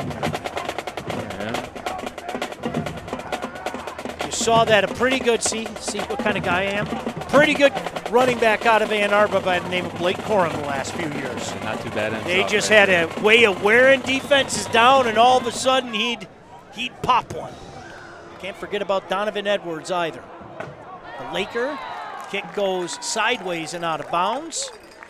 And Grosse Pointe South with an opportunity, Grant, to run off the clock. Let's face it, last time they got the ball, they didn't take much time off the clock, though. No, they didn't. They didn't move the ball forward very much at all. So here, Roseville, you're sitting here with an opportunity to really define your season. What kind of ending to your season do you want to have? You want to play in round 2, or you want to go home in round 1? And right now, defense is stepped up here in the second half. Need another stop here. Need to leave as much time as possible. Got to play the clock right. Roseville sitting here with 2 timeouts, down a point. So you got to work the clock, but also try to keep that ball in front of you, not let them pick up any yards. And if you're that D-line, you can't let Lupo escape the pocket. 1st and 10 for Lupo and this Blue Devil offense. Going to send a man in motion. That's Fashawn. Pitch to Michelotti. Michelotti's got the edge. 35, 40, first down and more past the 45. Spins out of a tackle at the 50 and up to the 46-yard line. Ladies and gentlemen, that's a sophomore looking like a senior. Love the play call here. They go motion. It's cover 0. So you get the guy running with Fashawn here, but you get one-on-one with the nickel defender. That's Jaden Williams. He gives away outside leverage. And what do? You just pitch it to Charlie Michelotti, and he makes you right there. He breaks a tackle from Hanklin Elston, breaks another tackle from the linebacker DeAndre Fordham, and falls forward into Roseville territory. Do you hear Grant getting all fired up there? John Watson's back here like hitting the ladder right now. He was so fired up listening to Grant Perry. Get out of my way, ladder. Huge first down run by the sophomore. Lupo, shotgun formation, sends a man in motion, Vachon, towards us. Keeper by Lupo, he's hitting the backfield, falls forward to about the line of scrimmage. But an opportunity for the Blue Devils to take some more time off the clock. Oh, but we got a man down out there. That is going to be Brandon Riddle, the junior. He just got up on his own, so got that's a up good on his sign. own. Like to see that. Kind of being helped back to the sideline now. Hope the young man's okay. Little hitch in the giddy up. I can relate because we were talking about this up here. I'm old enough where I don't know what happens when the weather gets cold. It's like there's a vice in my hamstring and it just tightens up, right? Yep. So I know that giddy up right there. Oh, yeah. And the thing to keep in mind here, too, is right guard, captain of this team, Sawyer Weisbro, is on the sideline. He's taking his pads off, so he hasn't been in the game this second half. Something to keep in mind. Lupo in the shotgun. How about that tip? Just a tip on the end around. Didn't fool the Panthers as they stayed home. Picked up about a yard, setting up a huge, and I do mean huge, 3rd and 9 at the Panther 46-yard line. Inside 4 minutes to go. A 1-point game here at Grosse Pointe South. As this time winds down, each play gets bigger and bigger right there. They were able to hold Grosse Pointe South to a short run. 3rd down and 9. Really anything's on the table here, run or pass. Got to keep an eye out on 15, Sam Rouleau, and number 1, Vince Vachon. Trip receivers far side, 1 on the near side. Lupo under pressure again. He's going to go down all the way back to the 42-yard line. Grant, we saw him slip out of trouble so many times, but not that time. Not that time, and if there was a time that they couldn't allow it to happen, it was right there. And the captain of this defense, the middle linebacker, DeAndre Fordham, coming off that left side, sees Lupo run and says, I'm not going to let him get out of my presence here. Does a great job, tries to go for the strip, which is a veteran move, but wraps up for the tackle and a huge loss, which means obviously Grosse Pointe South here is going to have to punt this football away and give Roseville an opportunity here to go take the lead and possibly a win. I believe the Panthers took a timeout. If I'm not mistaken, they haven't marked it off the board yet. You can see the official. Yeah, definitely they did. So that's 1 timeout left for the Panthers. That's the bad news, but the good news is they have a heck of a lot of time on the clock with 3:28 to go. You enter 2-minute mode here where you have a select amount of plays. Some of those plays could be one word, right? Just to get to the line of scrimmage, you call Vegas, Vegas, Vegas. Could be all goes. You call, Toronto, Toronto. Could be 10-yard outs. It doesn't matter, but they're going to have their 2-minute offense out on here. And in high school, usually you got a set number of plays and calls that give you one-word plays, allow you to get to the line of scrimmage fast and play fast in these 2-minute situations. Grant, let me remind you and everybody else out there, Roseville hasn't led this game. They have not led this game, and they're going to have an opportunity at this late juncture to win the game. Go figure. 2 men back. A high booming punt. It's going to bounce and take a GPS bounce. How about that? Home field advantage. Bounce, bounce, bounce. Flag down, back of the field. Not sure what the flag is about. I was too busy watching that punt deep into the Grosse Pointe sky. It's only going to hurt Roseville. It's going to be personal foul on DeMyron Brown. He got his guy on the ground and then went back at him. And talking about Coach Snowden this week, one thing he talked about was I love the way he plays, but just he's had to grow up this year. And Des Troughton's done a good job of bringing DeMyron up and teaching him the ways. But there's little things that pop up, and late in the game, you're only a junior here. You haven't been in this moment. Can't do it. And that happens, so. They're going to move that back. I believe they downed it at the 12, so that's a half the distance to the goal line. This drive starts at the 6. Our next game time live football broadcast will be next Friday, November 8th. It's to be announced. I hope you can understand that. And we see what would be the best district final for state champs. The game will be on MHSAA TV starting at 7 o'clock with the replay on the State Champs YouTube channel the next day. So Excuse us, we're going to have to take a look at the lay of the land, right? Thank you for that, Chuck. 1st and 10 on the 8-yard line. Sims going to keep it. Try the far side, a little push out past the 10. I believe he got out to about the 11-yard line. The clock continues to run, though. Yep. 3-yard gain, and that's going to take a heck of a lot off the clock, Grant. Yeah, got to have urgency here. Got to get back to the line of scrimmage, especially with the ball is placed. You're really fighting an uphill battle, so you got to have urgency if you're Jordan Sims in this Roseville offense. Trip receivers near side. Sims looks near side, now rolls far side. He's got a lot of real estate out there. Pushed out of bounds, though, at about the 15-yard line, and there's a flag on the field. What'd you see, Grant? I think we're going to get a hold in there. You know, when the quarterback gets outside the pocket, those defenders try to get outside and relate to him. Those linemen don't see it happening, and that's when you get the tug. And it's going to be holding on Roseville. Oh, you are absolutely right.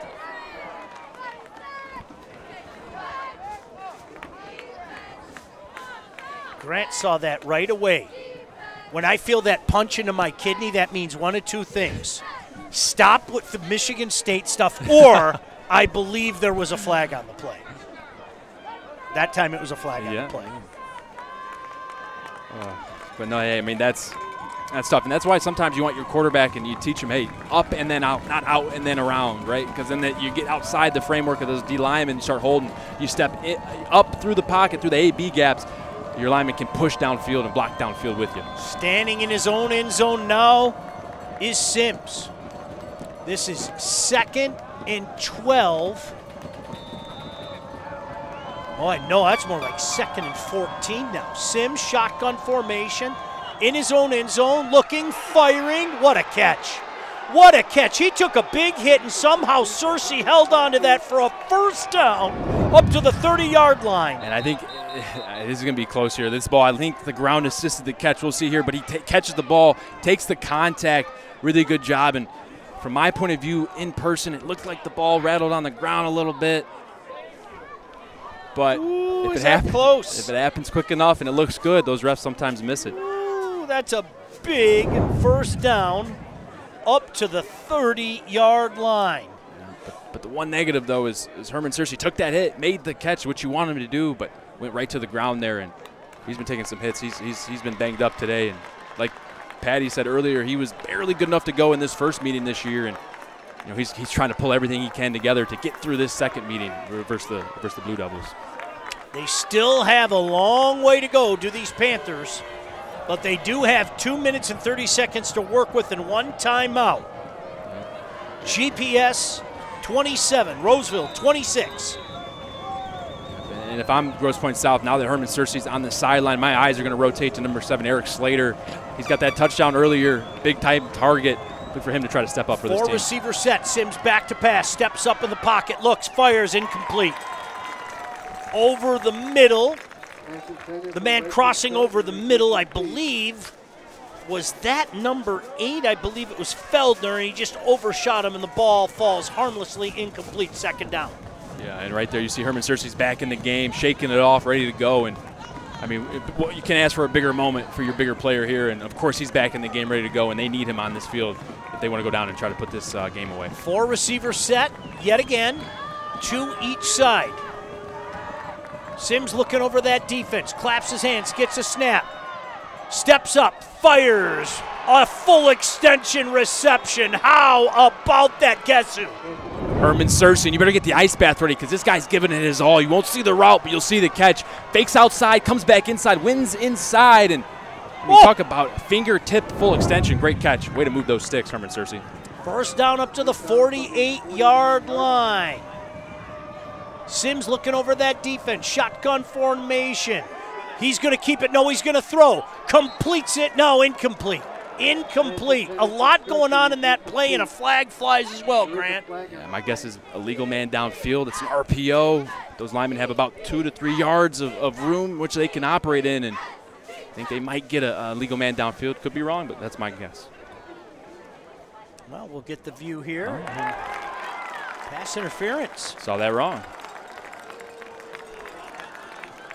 Offensive pass interference against the Panthers. So that's going to move them back from about the 48-yard line back to, that's a dagger, man. Yeah, and that's tough. I mean, I thought it was intentional man or illegal man downfield, but it's the one of the two penalties on those RPOs, right? The receivers go to block downfield, turns out to be a run, or excuse me, turns out to be a pass. He's already blocking.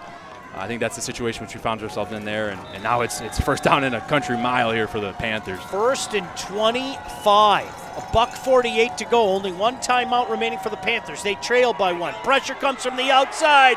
Down. Sims goes. Oh, and a late flag. I think they just gave him 15, Grant. Yeah, and rightfully so. I mean, it's one thing to tackle the quarterback, but when you try to suplex them, and you see the NFL now, they're getting away from that when they protect the quarterback, and just a little too much oomph on that tackle. Yeah. You got to make that call. Boy, and that is a tough one to swallow, Grant, because let's take a look at this replay. If you just bring him down the good old-fashioned way, you're talking about a man being brought down at about the 27-yard line. So that would have been 2nd down and about 337 yards. Math was never my strong suit, but I believe it was 2nd and 337. Instead, an automatic first down up to the 49-yard line. I mean, that is a night and day change of play right there. Couldn't have come at a worse time for Grosse Pointe South. And if you're Roseville and Jordan Sims, you'll take that. You'll eat that. You'll get up. You lost your breath a little bit, but you're Jordan Sims. You're a 3-year starter. You've been in this situation before. You want to help your team prevail. No time to be hurt. Time to go. That would have been, all jokes aside, 2nd and 35. All jokes aside, it's amazing. Now, fresh life. 1st and 10 from their own 48-yard line. Roseville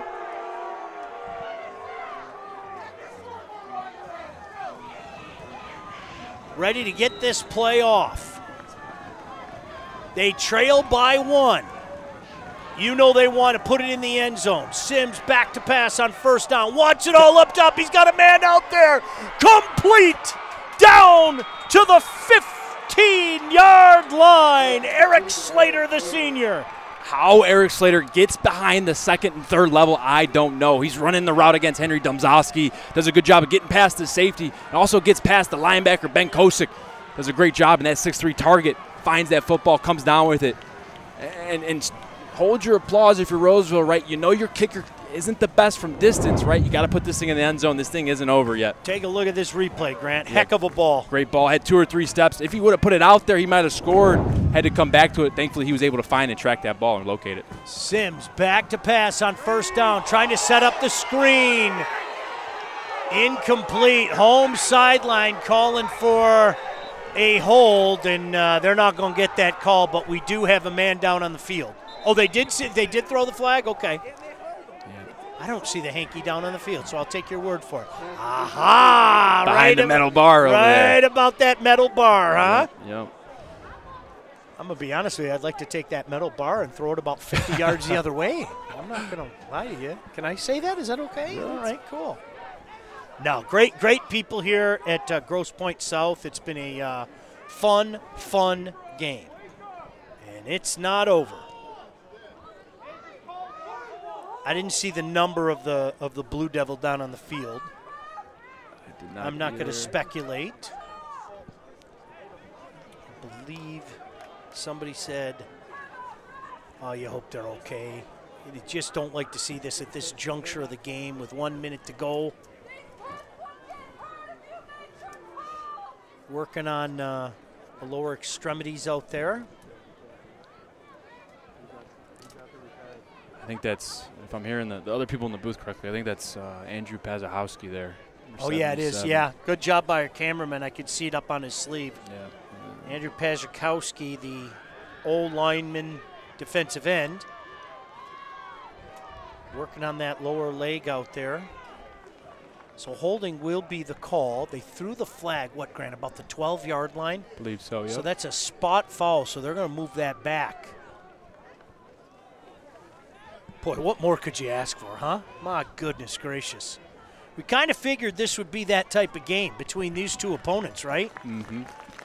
All right, they helped the young man up. Nice to see that. He's not putting any pressure on that left leg. Hope he's okay. But that's going to be marked back. That's going to be all the way back to the 30-yard line, Grant. Yeah, that's... Oh. You wanted drama tonight, folks? You got some. 27-26 with 1 minute to go. Panthers have one time out. A historic season, really, for Grosse Pointe South. 9-0. They have been a juggernaut all year. Roseville would love to knock them off, and they're in a position to do so right now. Sims, back to pass, steps up, throws, incomplete, nobody out there. You can see the defense saying, hey, wait, but no flag comes out. How do you escape that? Yeah, I think he got lucky there. You know, he had a guy coming across on a shallow route. The guy looked like he was intending to throw to was moving forward downfield. That's a tough call there. Jordan gets away with what possibly could have been another 15 yards there, but looked like the Wizard of Oz out there. He lost one of his ruby slippers, and thankfully they brought it back to him, and a house didn't fall on him, right? Yeah. 2nd and 25 from the 30-yard line. Trip receivers far side, one near side. Sims, shotgun formation. Des Stroughton, the lone setback. Out of the backfield. Pressure comes from the outside. Sims steps up, throws, completes it down to the 16-yard line. Well short of the first down, setting up a 3rd and about 11. Clock continues to run. Quickly back up, trips now near side, back to pass, Sims, under pressure, steps up, tosses that away. That time nobody really out there, Grant. Yeah, I mean, he attempted to throw. It looked like, I think it was 14 there, Standiford downfield. I think he's getting a little bit of grace there, but while being tackled, making the throw, obviously doesn't come out accurate. So I think he's getting away with a little grace there, being hit while throwing the football. But here, I mean, it all comes down to this play right now. 4th down and 10 here. This could be the game. Now, granted, they can get a first down inside the 6-yard line. Well, it'd have to be inside the 5-yard line. And I believe they're going to use their last time out. Oh, baby. 27-26, Grosse Pointe South on top. 4th and 11 forthcoming from the Roseville Panthers at the GPS 16-yard line. Oh, baby. Welcome to November football, baby. Playoff football. It's coming down to the wire. You know, and if Roseville had a field goal kicker that they felt a little bit more confident in, this would be a whole different situation. They would be preparing to line him up for a field goal right here, definitely within range of high school kickers. But the situation unfolds where Brandon Riddle hasn't quite been your long leg kicker that you hoped for. He's more of a skill position. He plays that linebacker role on defense, and right here, right now, 4th down and 10. Got to get at least 10, 7, 6 points is better, but the worst case scenario, you got to get a first down if you're Roseville. Yeah, the officials had a chat, and they did mark the ball right about the 15-yard line. So, Grant, to your point, if they decided to kick a field goal, you're talking a 32, 33-yard field goal. Yeah, which they're going to go for it here. Yeah, absolutely. Wouldn't be surprised here if he tries to target, obviously, Herman Searcy. Don't be surprised if he throws it number 7's way. The Howard commit, Eric Slater. And this is, he's got room to work for a first down, so don't be surprised if he runs a fade and then tries to break it off for a comeback. They've had some success with that.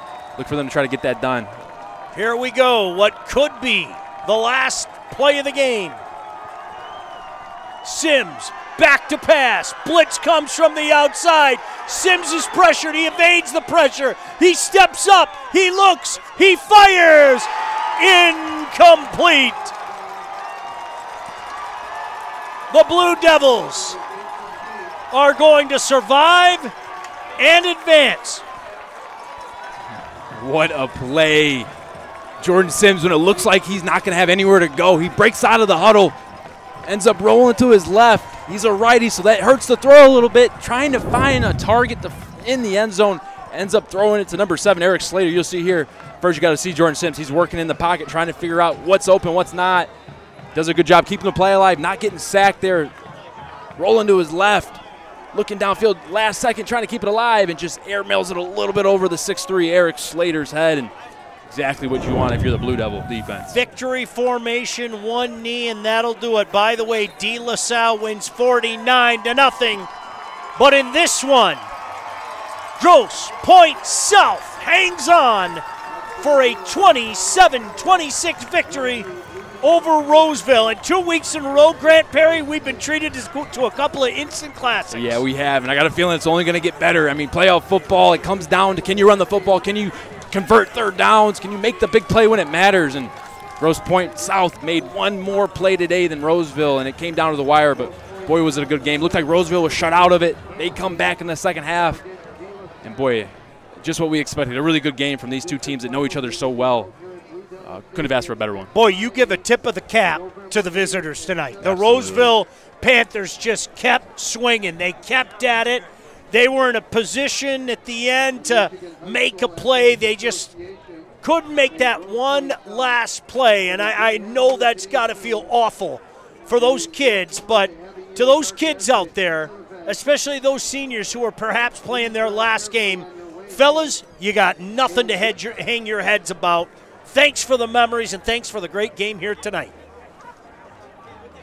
We're going to throw it down to Patty Cesarini in just a second. Why don't we take a timeout right here? We'll come back and check in with Patty when we come back. I can tell you the final score from Grosse Pointe. GP South with a 27-26 victory over Roseville.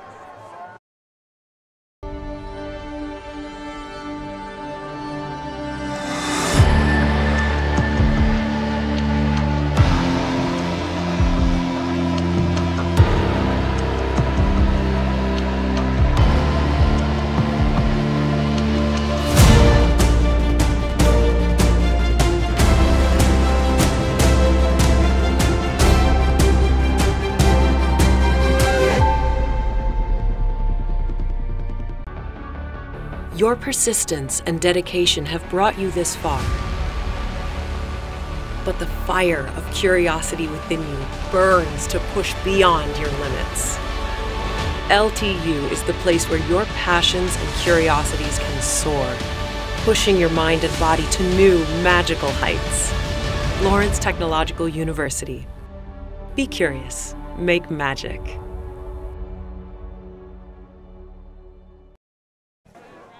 Well, what a game out here in Grosse Pointe tonight. The Blue Devils, the home team, comes away with a 27-26 victory to improve to 10-0 on the season. They will move on. And in the meantime, you hate to see it, but the Panthers from Roseville, heck of an effort tonight, but they walk off the field.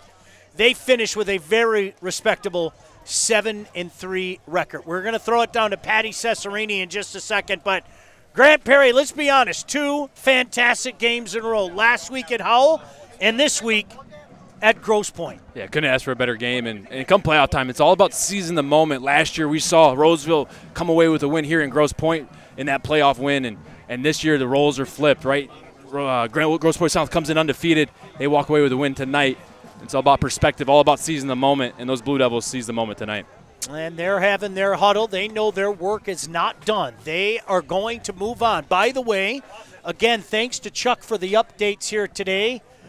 You had Warren De La Salle come away with a 49-0 victory over Port Huron Northern.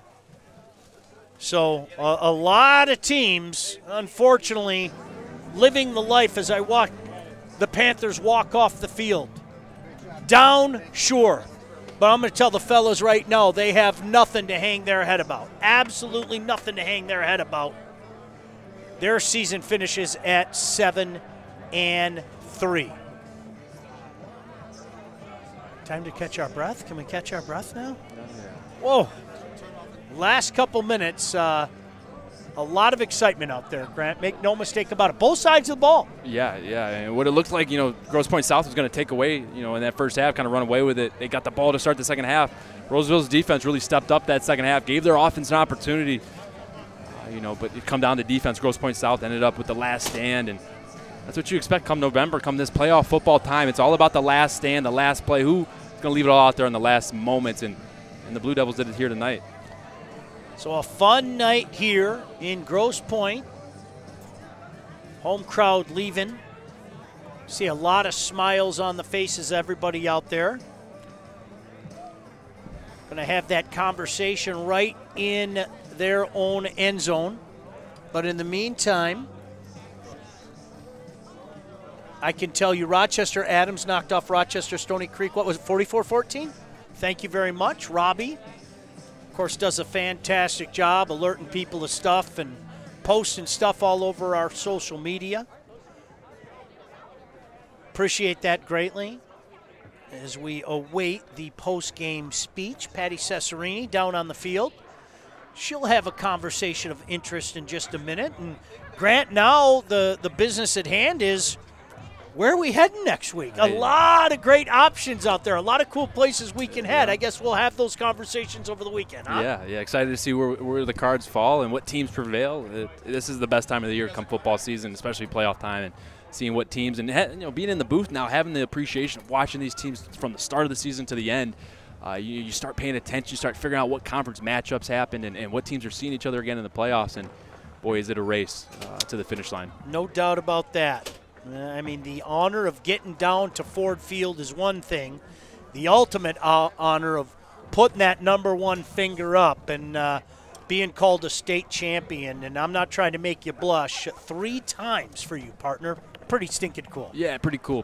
And I've also been on the other side, right? My senior year, I lost in the semifinals. It was a few rounds, past this round, but kind of the same situation. Last-ditch effort. We're down, I think, 4 points, and we were just a few inches away from catching a touchdown pass to beat De La Salle. So I've been on both sides of the wins and the losses, and just all about perspective, all about what you do for your team in that moment. And Grosse Pointe South earned it here tonight, and Roseville, they're going to come back here next year with a chip on their shoulder, that's for sure. They sure are. There's the victorious Blue Devils. Going to be a fun night here tonight in Grosse Pointe. The boys are still having the conversation now. You love to hear the leaders on the team speak up and, tell everybody what we're going to be doing and what the week is going to look like. Patty's still down there waiting patiently. I'm glad that Patty has her mittens on, though, because I was worried earlier. Patty didn't have the mittens on, and once she put the mittens on, all of a sudden that smile came on her face. She felt a lot better. There's no doubt about that. Thanks to the entire crew as well. I know Patty wasn't the only one out in the cold. We have a few boys up here, but a few guys definitely down on the field. With those cameras. It wasn't a warm night here tonight. So total team effort. I say it each and every week. We have the best crew in the business. You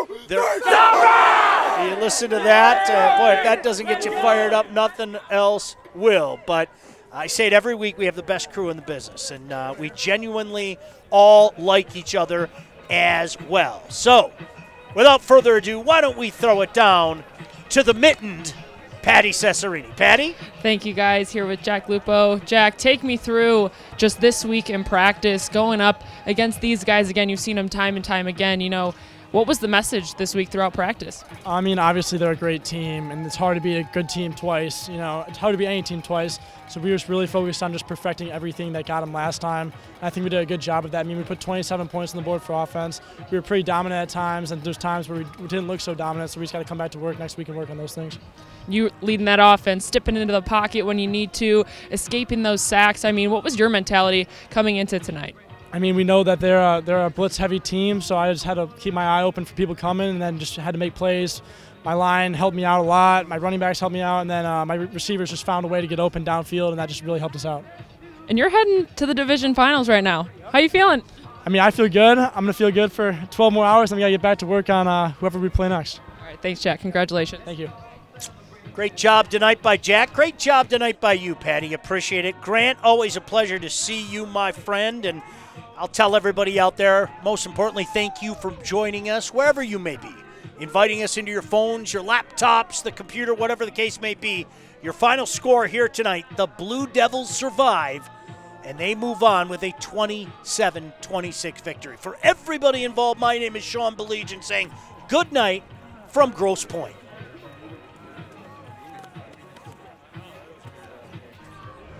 State Champs Sports Network is presented by Lawrence Technological University.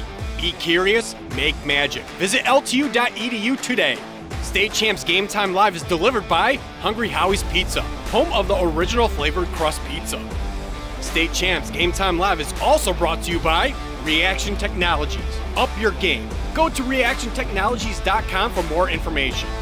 The Construction Association of Michigan, the voice of the construction industry in Michigan. Alta Equipment, Michigan's #1 construction equipment provider, proudly representing the industry's top brands. Get the right equipment for your project every time with Alta Equipment.